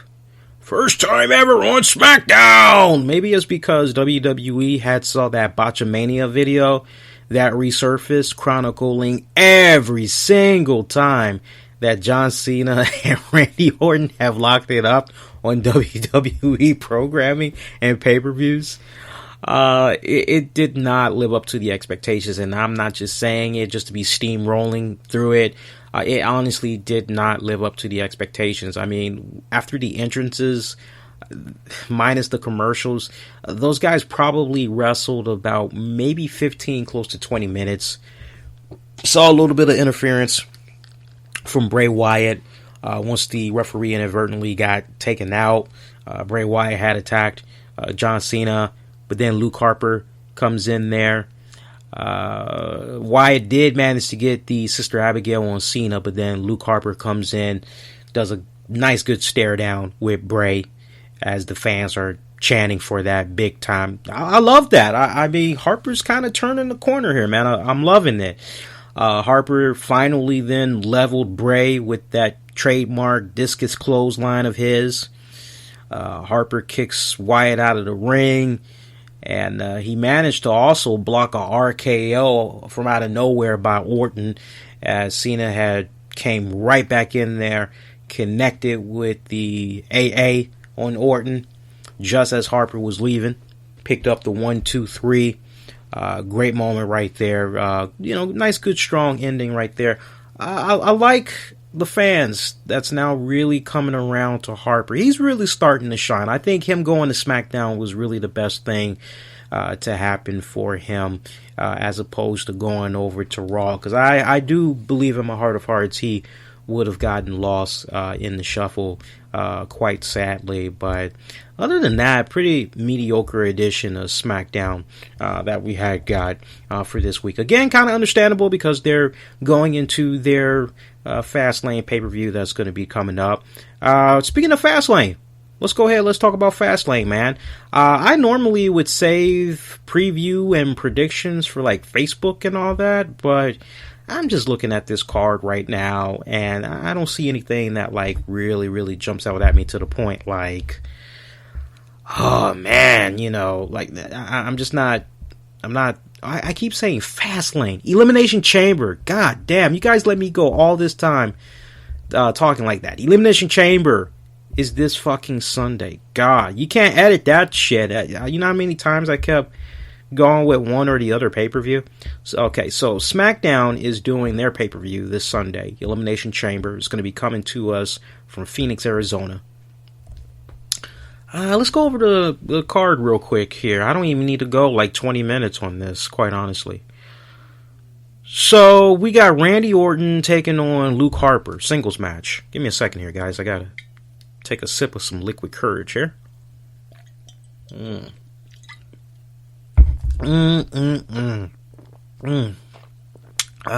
is good. Let's see. Randy Orton versus Luke Harper. Oh, that is good. That is damn good. If I'm booking this match, the X Factor is going to be Bray Wyatt. How much of a factor is Bray Wyatt going to be in this matchup? I got Bray Wyatt somehow coming to the aid of Randy Orton. I mean, he's been pretty loyal to Randy, doing his best to have his back. I don't see why all of a sudden it would just be a one-on-one type of deal. Not to mention storyline continuity based on the actions that went about with Luke Harper, Bray Wyatt on SmackDown tonight. Yeah, Bray Wyatt going to play a little bit of a factor into this matchup right here. I would like... Oh, shit, man. Damn, this is an interesting one. You gotta have Randy look strong. I'm sorry. If he's supposed to be waiting for the person to face at WrestleMania for the WWE title, then you gotta have him look really strong, because if I'm booking this, the last burning image that's going to be in the minds of the WWE fans that's going to be in attendance and those that's going to be watching on the WWE network is the stare down that Randy Orton is going to have with whoever comes out of that Elimination Chamber match for the WWE title.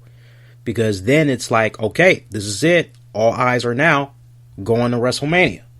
So I gotta have Randy Orton go over in this match. That just makes sense to me. Apollo Crews teaming up with Kalisto to take on Dolph Ziggler. It's a singles match. It's a 2-on-1 handicap match.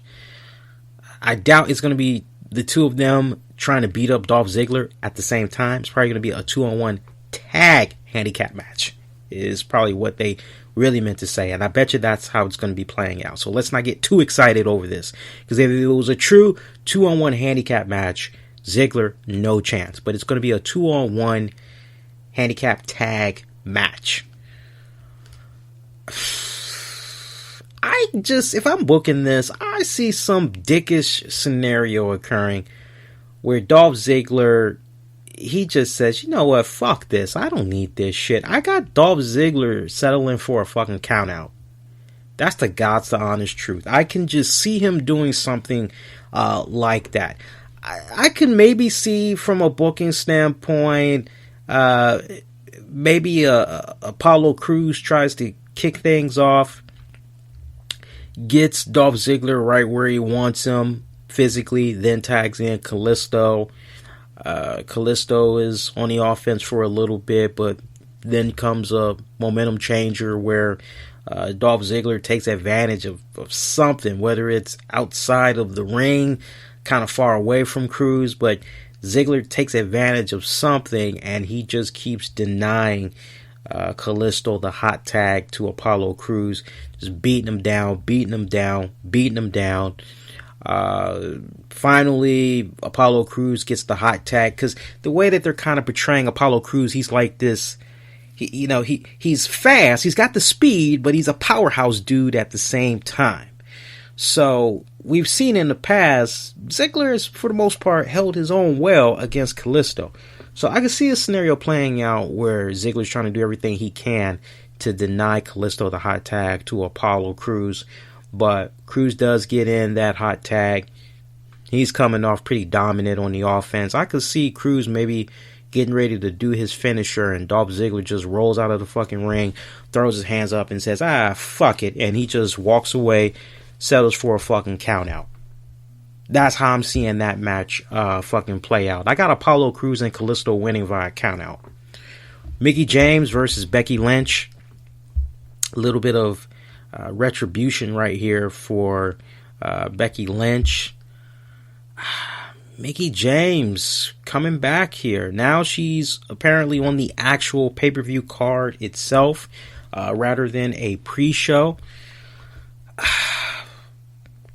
Mickie James really needs this win. I mean, it's nice to see that Mickie James was trending for a hot minute on Twitter, but if I gotta be brutally honest for a second, just what I've been seeing the past couple of weeks, the WWE Universe is not quite caught up to speed with Mickie James. Like, you can just tell from the body language that they're trying to tolerate her because, oh wow, she's pretty stunning. She's got some really great looks. They are listening to her talk on the microphone, trying to see what she's about. You're trying to give her a chance. It almost kind of comes off as if the verdict is still out on Mickie James. And I know for those of you that's hearing that, you're kind of going, Lee, what the fuck? Just really stop and think for a moment. Remember how it was when we were watching Mickie James? I mean, we were in euphoria, we were clapping, we were throwing it up. She always got a rousing, I didn't say arousing, I said rousing ovation from the crowd. But it just seems like ever since she got revealed to be the Max Luchadora, and then going forward, it's almost like the fans are like, I'm not really sure what to make of this woman. And that's a little bit on the fault of WWE and the way that they've kind of brought her in and everything.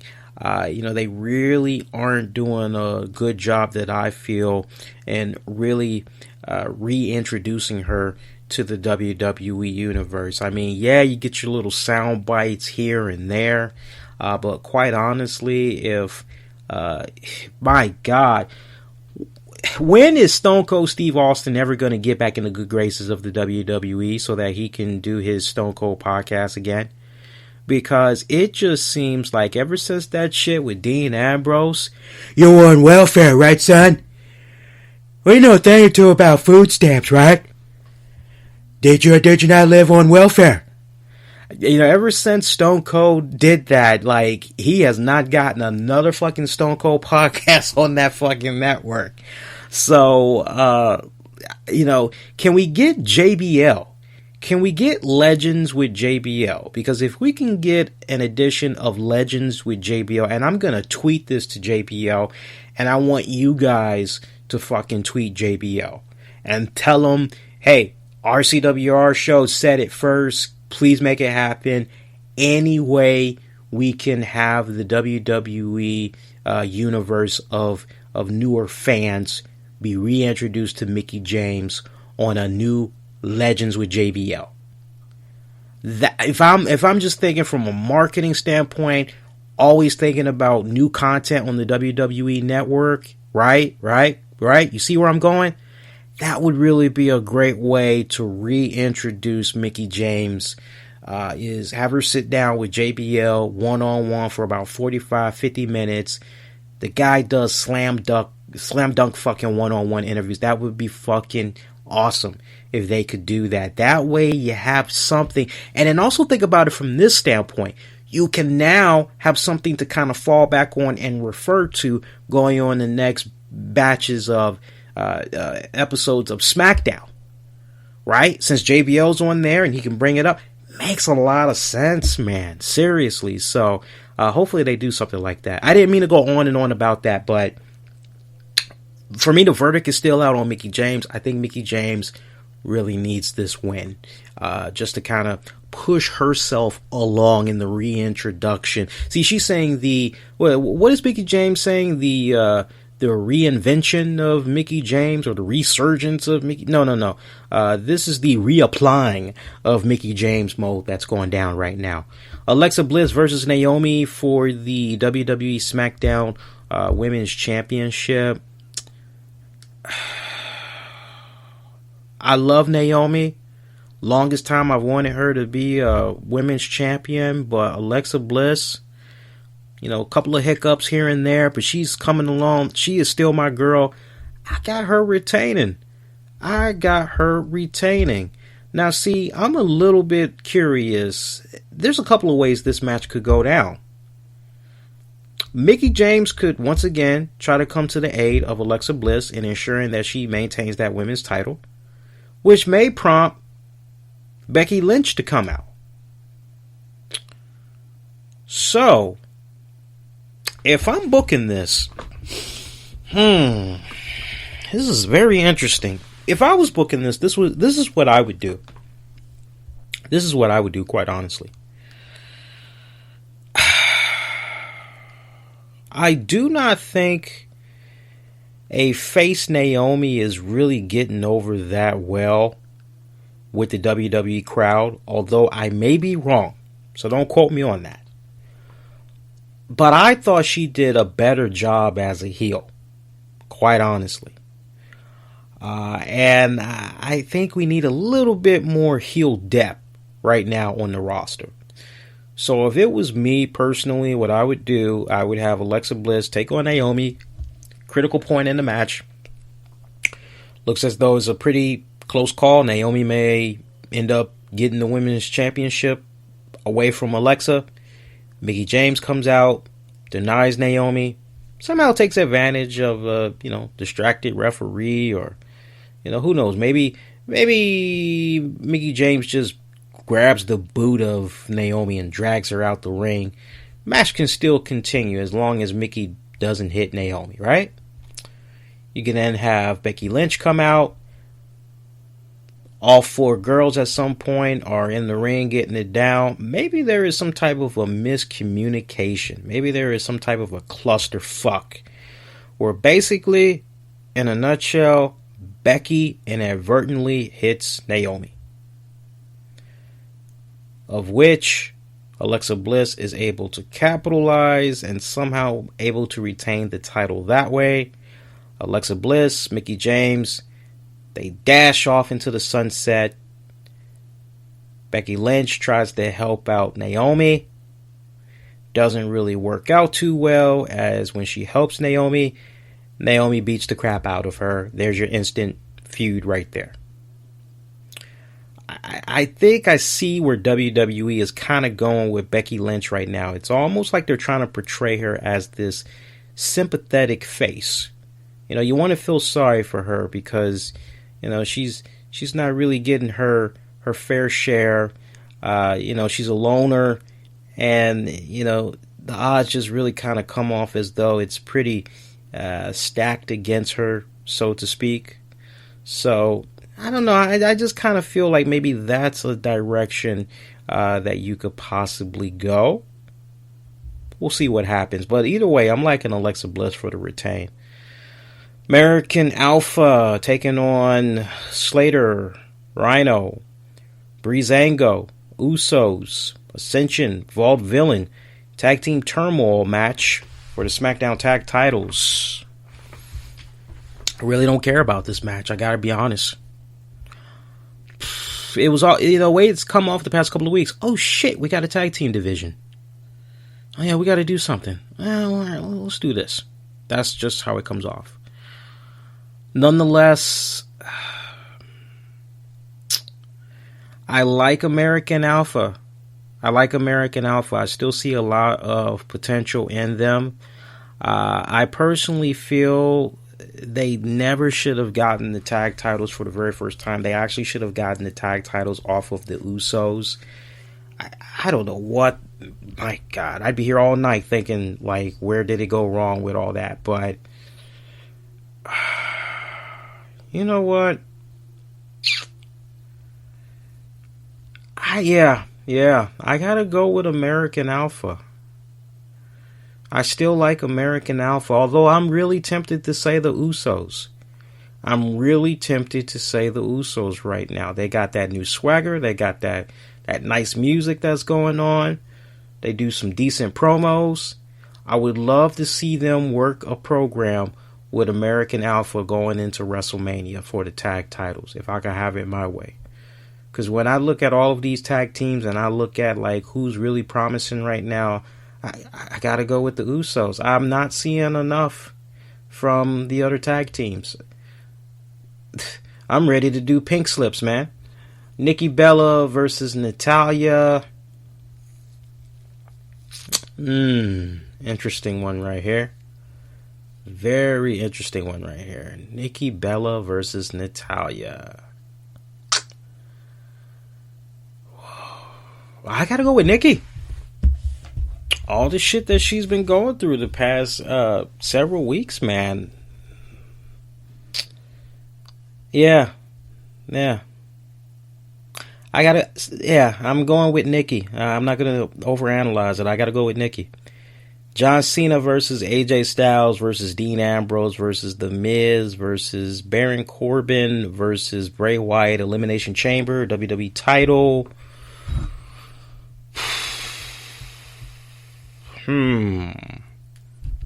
Randy Orton loses to John Cena cleanly in the middle of the ring. 1, 2, 3 for tonight's SmackDown.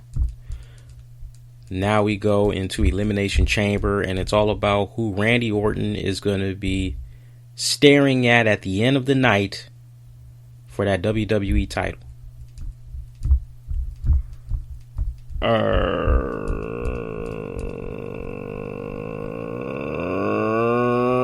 Bray Wyatt. Gotta go with Bray Wyatt. I think John Cena, courtesy of WWE, got to become a 16-time champion just so WWE can just fucking get it out of the way already. I just don't see John Cena going into WrestleMania against Randy Orton. I just don't see it. I would be flabbergasted if John Cena versus Randy Orton is going to be a WrestleMania match. I really, really would. And look, you're talking to a guy that would have no problem, even though they faced off 79 times now. Would I personally have a problem with them at WrestleMania? It's been a minute since they fought for a title at a big pay-per-view scale. I wouldn't have a problem with it. It would be like Tom Brady, Eli Manning, one more time. Would not have a problem with it. But I don't know about you guys. I need a little bit of a shakeup. And quite honestly, Bray Wyatt as the WWE champion, long time coming. Quite honestly, I have been wanting to see this guy as a WWE champion for a good fucking minute now. And I just call it a feeling. I just feel as though Bray Wyatt is somehow gonna fucking pull this off. And I think it goes back to earlier in the night. Now see, let me tell you something. If I'm booking this right, Bray Wyatt ain't gonna have no help from Randy Orton. Randy Orton, mark my words, ain't gonna be no help from Randy Orton. Bray is somehow gonna pull that shit off. He is somehow gonna become the WWE champion. But I think what is gonna be like a fucking controversy is the way that pay-per-view is gonna go off. I can see the lights going off when Bray Wyatt is fucking celebrating. And I see the lights go off. I see him come back on. Randy Orton is behind Bray Wyatt. Bray Wyatt turns around, gets a fucking RKO. Randy Orton just slithers over him, grabs that WWE title, and it pretty much just goes off like that. I think the fans, they're going to get a euphoria. They're going to be happy for Bray, and then they're going to love that spot with Randy Orton. I think this Elimination Chamber will be the moment that Randy Orton will show his true colors, so to speak. Remember what he said way back when, storyline wise, if you can't beat him, join him. I believe storyline wise, Randy Orton has been on a mission to destroy the Wyatt family from within, so that once and for all he can try to be rid of Bray Wyatt, try to truly have this guy one-on-one. And the fact that the icing on the cake will be, not only will I beat you one-on-one in a fair fight, but I'm also going to beat your ass for the title. Kind of got a nice little ring to it when it's all said and done. So I'm liking that. Yeah, Brendan, I bet it would be the Stone Cold podcast. I bet it would be on hiatus until further notice. After that shit that went down with fucking Dean Ambrose. Shit. Let's see. What other topics we got here, man? Something cool that I just learned about YouTube. Apparently, they're trying to catch up to Facebook. They're now doing live streaming via the mobile. So we're going to be testing that out in the coming weeks. That should be interesting. I would imagine it's going to be kind of somewhat similar to what Facebook Live is doing right now. So I'm looking forward to that. That should be pretty fucking cool. Let's see. We only got a couple of more topics to talk about, and then we're pretty much going to be done for the night. So, shall we address the elephant in the room briefly? I'm not going to beat the horse to death, but I did want to talk about it, so it's only fair. If it's got you talking, we're going to be talking about it. So, I see that, what's this lady's name? Betsy the cow? No, I'm just being funny. Betsy DeVos, I see that she had got confirmed. Yeah, I know. I can just feel the overall groan right now for you guys. But yeah, looks like it went down to a tie. Went down to a 50-50 tie. Vice President Mike Pence dished out the tiebreaker, voted in her favor. She is now in for the U.S. Department of Education. She is now the head of that respected department. So she is officially confirmed, and a lot of people are like, what the flying fuck right now? And, for you guys that's kind of like, yeah, well, what's the big deal about this? What the hell is going on about this?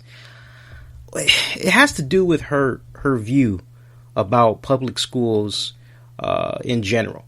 I mean, her enthusiasm for private school vouchers is a good example, because that's really raising a lot of concerns. Because if she can have it her way, she really wants for a lot of the public schools to become private schools, have private school voucher programs. And if you never did really look into private school, you basically have to pay. It might not be as pricey as college or whatever, but you're going to have to pay to go to a private school, right? This is a woman that doesn't know jack shit about this respected field, has no qualifications whatsoever. Kind of reminds you of somebody that went on to become president. But see, look at the silly remarks that she made. She actually made this silly remark, which is, it was about schools needing more guns for protection against grizzly bears. Yeah, she actually said that. She has no understanding of the federal law when it comes to protecting students with disabilities. And she refused to say she'd hold all kinds of schools equally accountable. I don't know about you guys, but when you hear shit like that, that is just alarming. And what's really even more alarming is the number of other Republicans that were like, man, hell no, we cannot, no, she fucking sucks. And yet, when it counted the most and it came time to vote, rather than these people look within their hearts and their conscience and vote the right way, think about the children. As that Whitney Houston song goes, I believe the children are our future. Teach them right. Let them lead the way. Right? We only had 2 outspoken Republicans, Susan Collins of Maine and Lisa Murkowski of Alaska, that was like, no, not getting my fucking vote. She's incompetent as fuck. Hell no.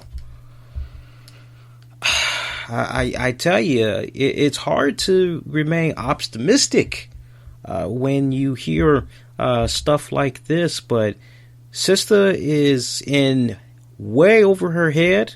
She's going to have to learn, and she is going to have to learn real fucking quick, let me tell you. So I wish her nothing but the best in the position. That's all I can do. They voted, and I know a lot of you guys are probably upset that she got in.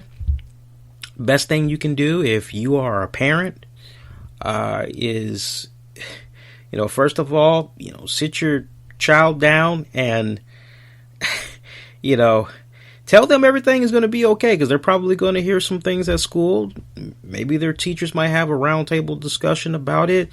Sit them down, prepare them and everything. But you teachers that's out there that, maybe did not like this news and you're holding it down in public schools, you parents out there that are looking at this and you're like, best advice I can give is be active, be proactive, be as proactive as much as you possibly can.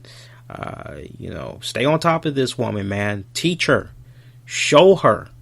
That's the only way she's really going to be able to understand. You guys are going to have to really help lead the way. Don't just turn a blind eye to whatever's going to be coming from her as the new head of this department in the coming days. Definitely a little bit flabbergasted when I heard that news. I was like, wow, so it's actually going down. Shit. Big congratulations, by the way, to the newest WWE inductees into this year's 2017 Hall of Fame class. Of course, I'm talking about the Rock and Roll Express, Ricky Morton and Robert Gibson. They're going to be going in. A lot of fond memories of these guys, whether they were tearing it up in the Jim Crockett promotions or they were tearing it up in the NWA, USWA, AWA. I remember their brief stint there, as I was a big fan of the AWA promotion, doing their thing in WCW, brief stint in WWF. I mean, these guys, play that Johnny Cash song. They have been everywhere, man. I'm happy that these guys are going in. Long fucking overdue. And I'm glad that it's going down at a time when both of these guys are still alive. I mean, they're not old, but they are up there in age. And both of them respectively have gone through some serious hardship, especially Ricky Morton. Ricky Morton, over the years, he's gotten in trouble for owing back alimony. He actually went to jail twice for a few months until money was raised for his bond/bail.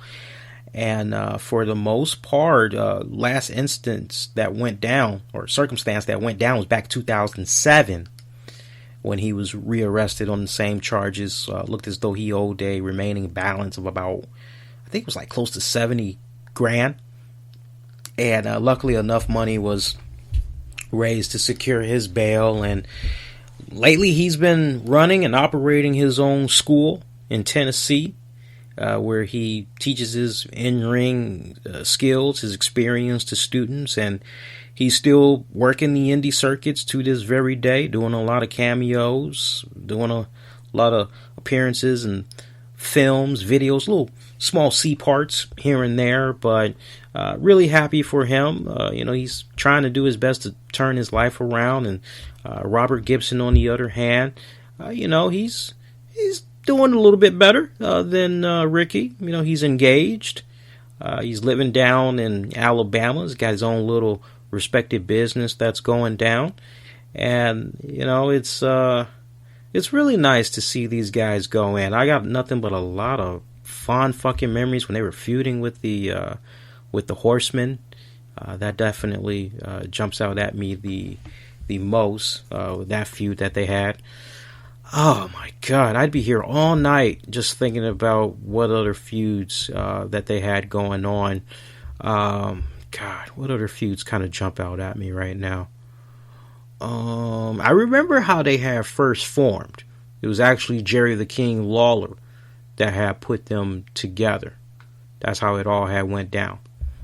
I also remember them feuding with the Heavenly Bodies. I thought that was a pretty decent feud as well. A lot of good memories. So I'm really happy that they're going into the Hall of Fame. I mean, long overdue. Almost to the point I thought that they were honestly already in the damn Hall of Fame. So I was quite taken back that, like, oh wow, they still aren't in. So it's good that they're in.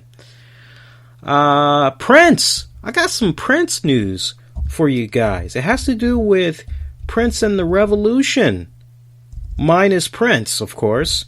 So the Revolution, they've been getting together off and on over the years, and they've been doing a little bit of touring here and there. And of course, with the sudden passing of Prince last year, they decided to reunite and do a handful of little one-off shows. Well, they're going to be doing something this spring. They're going to be doing some live shows. It all begins in April. Right now, they're only doing 4 trips. It all begins April 23rd in Chicago. And they're going to be making pit stops in Washington, D.C., New York, and Philadelphia. Tickets are going to be going on sale February 10th. So your current Purple Rain era lineup, it consists of Wendy and Lisa. You also got the bassist, Mark Brown. You got the drummer, Brown Z. You got the Fink on keyboards. And the way the Revolution tour dates are looking right now, April 23rd, Chicago, Illinois at Metro. April 27th, they're going to be in Washington, D.C. at the Fillmore. I actually might go over there. April 28th, they're going to be in New York at BB King's. And on April 29th, they're going to be in Philadelphia, Pennsylvania at Theater of Living Arts.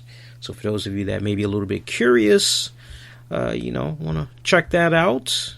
Not quite going to be the same without Prince himself being there, but, it's kind of nice to, get together and, have some good fond memories, jam to that Prince Purple Rain era music. Yeah, I'm down. Sign me up. I actually wouldn't mind doing that. I'm more curious, though, who the hell is going to be singing the songs, though. Who's going to be doing the lead for them? Because you can't always do it instrumental. You know what I'm saying? And I thought this was interesting. So it looks like WWE Studios and The Rock, they're going to be teaming up to make a movie about the life of Paige. Did you guys hear about this?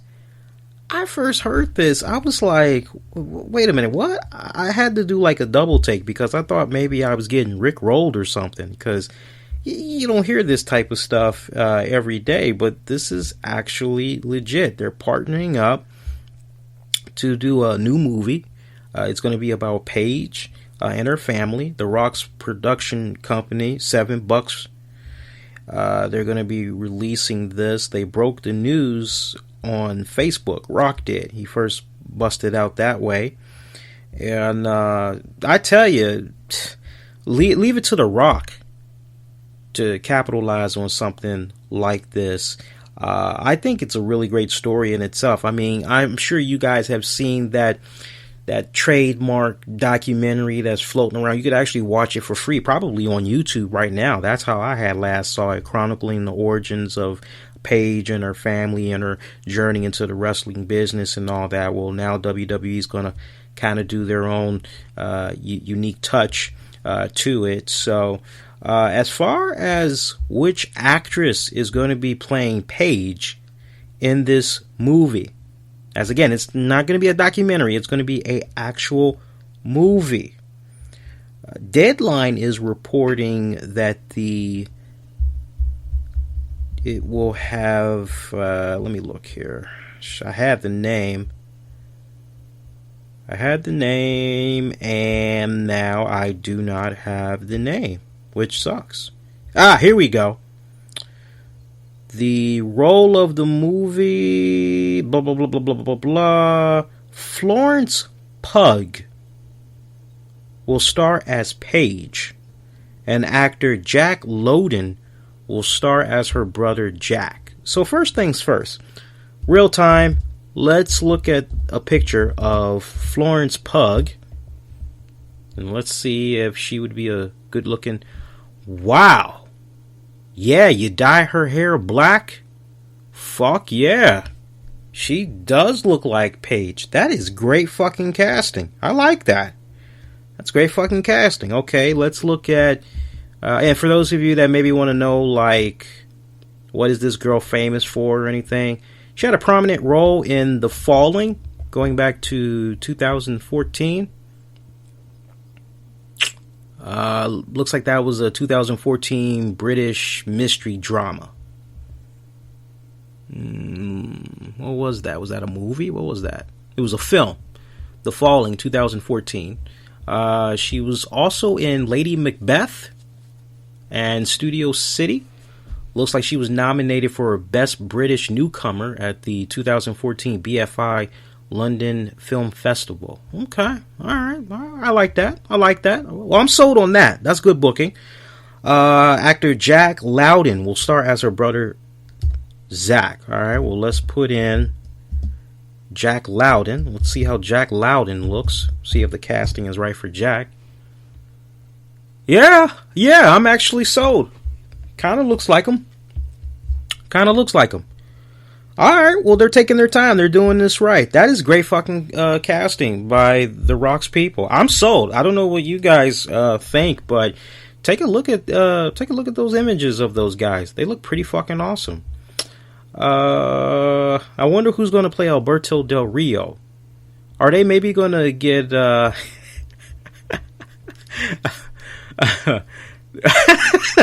Mark Ruffalo will be Alberto Del Rio. That would be interesting. Or how about Eric Estrada? Eric Estrada could be fucking Alberto Del Rio.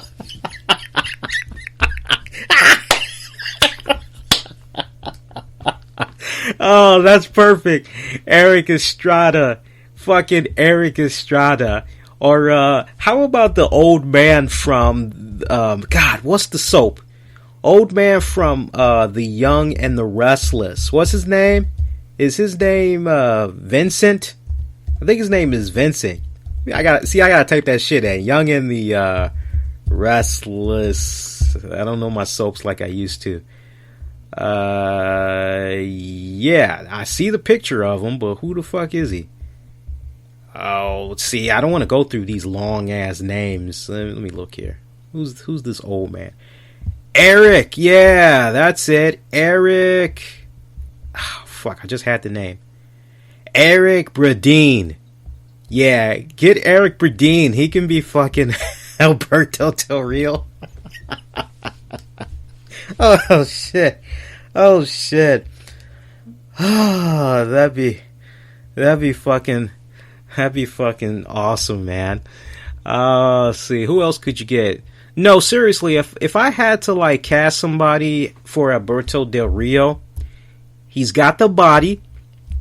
He would probably have to get a little bit more leaner, like cut up. I mean, he's already muscular as it is, but I think he would be a really, really good fucking joint. Mario Lopez. Now, before you guys go, no, Lee, look, if you have not seen this guy in the last, 10 years, the guy is fucking ripped as hell. He's ripped as hell. He's got great looks. He's got great fucking hair. And he's almost at about the age when Alberto Del Rio and Paige first started dating each other. He's 43, but he doesn't look it. I mean, he looks like he's probably 36, maybe 37. I mean, look up some pictures of this guy. I mean, he's aged very well, ripped as hell. But I would definitely put in a precaution to him if they were able to reach out to him and possibly cast him for the role. He's going to have to get, a little bit more bulky. And he's going to have to try to put on a little bit more muscle mass. But when I look at him, I'll show you guys a picture of him right now for you guys that's in the chat. I'm looking at one picture of him. Actually kind of looks a bit better than Del Rio, quite honestly. I hope I'm not causing any possible friction that may occur, because the real Paige may look at Mario Lopez and go, damn, so let me type this up for you guys here. I'll say picture of Lopez with abs, new Del Rio. And you guys in the chat, there you go. You got the image. And no, Razor, I've actually seen him in some pretty good work. I've actually seen him in some pretty serious roles. I still remember when, God, I can't think of the blonde-haired guy that was on Saved by the Bell. His name escapes me right now. But a lot of people thought that, like, he's a nice looking dude, but, whatever. And I tell you what, when he crashed on NYPD Blue, I mean, everybody saw that guy in a new fucking light. And I'm not talking Rick Schroeder. I'm talking about the blonde hair guy from Saved by the Bell, because he was also on NYPD Blue, and he had a home fucking run. He was awesome on that show. But Rick Schroeder from Silver Spoons, he did phenomenally well on that show as well. A lot of people thought that Dean Cain would only be good, like, hey, he's only a C-rated, B-rated TV actor. He ain't really, he ain't really nothing. He ain't really got the acting chops. But my fucking God, the roles that he's done over the years, the one that really stands out to me the most, what was the role, guys, that Dean Cain had did where he was the fucking killer? He took out his wife and all that. I think Lifetime had did a fucking movie on it. I can't think. I want to say Peterson. Maybe Peterson was the name of the guy. Some white guy killed his wife, and he was so non-fucking chalant. He was so non-fucking chalant. He was just doing all these weird fucking things, and you were like, wait a minute, a mourning husband doesn't act like that. What the fuck? I want to say it was Peterson. See, you guys got me Googling tonight, man. That's the beautiful thing about this show. I could just hit fucking Google, and I'll just say Peterson killed his wife, and the name will come back to me. I almost had it. I started to say it. Scott Peterson. There was a movie that was done on Scott Peterson, and if I'm not mistaken, that was probably one of only like a small handful of Lifetime movies that I had actually liked and was like, okay, this is actually quality fucking good. Dean Cain, his best acting role to date. I'm talking about real acting. Don't get me wrong, was he a good Superman? Yeah, but if you want to talk real fucking acting, look up the movie that he did about the life of Scott Peterson. I mean, that had a lot of people like, wow, didn't think this guy had it in him. Didn't know he was like this caliber of an actor. And sometimes I just kind of like shake my head when I look at Dean Cain, because I'm like, dude, you're like better than some of the roles that you're taking on right now. Like, you just started to like really tap into your potential, and now you're like kind of like not even challenging yourself anymore. Now you're just kind of going with whatever is content, right? Whatever gets the bills paid. So, I mean, to each its own, but look that up. He was actually pretty fucking good in that one. And yeah, he'd be my pick right now, though, for Alberto Del Rio. Now, if he can't deliver in the early auditions, that's all I gotta say. That's all I gotta say. See, other than that, let's see. Go through some other topics here. I will talk more about that on Facebook. I'll talk more about that on Facebook. And big shout out to those of you that reside in the DMV area. I want to just give you guys a proper nod. I came across this news the other day when I was watching the news, and I was kind of like, shit. So listen up for those of you in the DMV. And actually, excuse me, for those of you that, you might not be living in the DMV area, but maybe you take the Metro Rail system a lot. Bus and rail. So in DC, we got this crime report that had came out from WMATA, and they had talked about the top 10 metro rail stations where crime occurs the most. Now, on the good note, they said that crime has decreased, I think by like about maybe 10% or whatever. Yet at the same time, they also acknowledged that, like, hey, there are some stations where crimes are occurring like all the fucking time. For those of you in the DMV, at number 10, Naylor Road on the Green Line.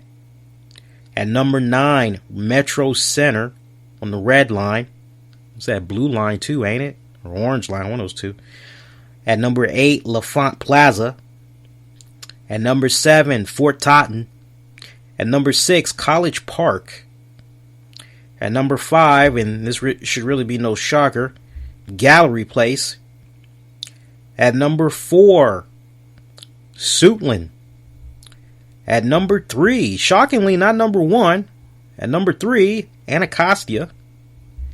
At number 2, Southern Avenue. And at number 1, Minnesota Avenue. Now I know you guys in DMV are hearing that list and you're going, God damn. Lee, what the fuck, man? It's quite simple, man. Sadly, you don't look for trouble. You don't expect trouble. You go about your business. Trouble don't come to you. You're okay. But in some cases, you could be minding your own fucking business, and guess what? Trouble just comes and sits right on your fucking lap and punches you in the face. Literally. What do? And I gotta remind you guys very kindly, when you are riding the bus and rail, I can't stress it enough. Always pay attention to your surroundings. Always. When you're getting on the bus, if you can help it, don't go sit in the back of the bus. That's where all the rowdy people, that's usually where all the bad people, that's where all the shit usually goes down, in the back of the bus. If you can help it, try to sit up front.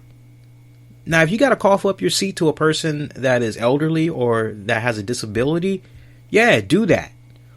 If push comes to shove and you have to go towards the back of the bus because the bus is starting to get a little bit crowded, that's understandable, but do whatever you can to try to stay as up close to as possible near the bus driver. That way, if some shit goes down, not only are you close to an exit where you can basically ask the bus driver if, he can just drop you off right here or drop you off at the next stop, and you're having that eye contact with him, you're having that dialogue with them. But also, if you notice anything suspicious, something weird going down, you can immediately alert them, and then they can quietly get in contact with Metro Transit Police and 911 if necessary. Now, when you are on the rail, very easy. Again, mind your surroundings. Always pay very close attention to your personal belongings. Too many times during my personal travels, I see people glued to their smartphones, busting out their laptop computers and all this other shit. You got all these devices, all these distractions. And the way that these people are usually positioned when they have all these gadgets, they're like right up front by the doors. So as soon as the train doors open, somebody can easily just hop on. Oh shit, well, this is easy. Doors closing. boom, and then snatch, get off the fucking train, and there you go. You wave bye-bye to your shit. So, always mind your surroundings. If you have to bust out your gadget, try to be very selective. Cell phone, you can get away with, because you're looking up, paying attention to your surroundings. That's easy. Tablet, you can kind of get away with a tablet. But your laptop, computer, and all that shit, man, save that shit until you get somewhere that's a little bit more secure. Right? What I personally like to do when I get on a fucking train, I like to actually be as close to an intercom box as humanly possible. That way, if something weird goes down and I need to get in contact with the train conductor, I can press that fucking button and boom, everything gonna be on point. Right? So you gotta do it like that. Another thing you gotta do, try not to isolate yourself especially on a train. I see a lot of people do this. They get on an empty train. Oh, I can have any seat I want in the world. And you see maybe a few people scattered here and there, but you usually have that one person that wants to be a loner. They want to go sit way across, by themselves or whatever, away from everybody else. That just makes you easy pickings for somebody and their gang that ain't up to no fucking good. So, again, when you get on a train, if you can help it, see the people that are near you and, try to put yourself in the area where basically, hey, the more people that are kind of bunched up together, the better. Less odds that you probably won't be harassed. But I say all of these things from my 6-7 year experience when I was working in the field of security. I took that job very seriously. The firms that I had the opportunity and the privilege to work for, security was a big issue, and we always went through a lot of protocols. We always were caring about other people's safety and everything. So you follow those tips, and then most importantly, if you see something, say something. That's very critical now more than ever, especially in the day and age that we're in right now. That's very, very fucking critical. So these things that I just talked about, even though I talked about what's happening with the stations in DMV, just the fact that the knowledge that I just put on you guys to kind of help you all broaden yourselves a little bit going forward when you use public transportation, you got to think like that, so you can say, it ain't happening in my area. You never know. It's always good to be prepared for any circumstance. I always say better to be safe than fucking sorry. So on that note, I'm going to do something on Facebook later this week. Damn. And I forgot the fucking question again. I remembered it, and then we got into some other topics. But that's actually going to be one of two things I'll talk about on Facebook this week. Because I was asked if I was going to talk about it. I said, yes, I will talk about it. And just ran out of showtime tonight. So later this week on Facebook, I'm actually going to fire up the Facebook Live. And I want to offer my thoughts on what's going down here with this current immigration ban that Donald Trump has in place. I want to revisit it because I want to talk about, what's going right with it, what's going wrong, how it can be improved dramatically. And we'll also try to see if we can generate some more non-wrestling related questions. So between now and then, anything you want me to tackle for that Facebook live stream, you can put them out there, Twitter and Facebook. Give me a follow on there as well at the RCWR Show. So this Sunday, it's going to be busy, man. Again, that Facebook live stream, we'll do that for you guys Thursday night. And then Sunday night, February 12th, we'll be coming on live. It's going to be a simulcast on YouTube and on Spreaker. We will be covering WWE Elimination Chamber Fallout. Y'all should appreciate that. That should be on point. And then Tuesday night, Valentine's Day night, special start time, 9 p.m. Eastern. Check out the annual Slow Jamming with Lee. That's going to be a nice, good 3-hour event. Make sure you tune in on that one. Should be on point. And I'm going to try to see if we can do a special edition of the RCWR show for later that week. I'll be a little bit on the fence, but give me between now and probably the weekend. I'll have my mind made up on how we could possibly pull that off. But a lot of information. We'll remind you guys to stay connected to me all throughout social media, all right? That's going to do it. Appreciate the love and support. Hey, do me a favor. Once again, make sure you give this a like. Share it throughout social media. Really helps with the recommendation for those that's looking for some good talk on wrestling and other topics. Hit the subscribe button if you haven't already. As always, we appreciate the ratings, reviews on iTunes, Stitcher, all that good jazz. Catch you all later this week. Be safe, be kind to one another. Everybody, take care. Good night. Good night.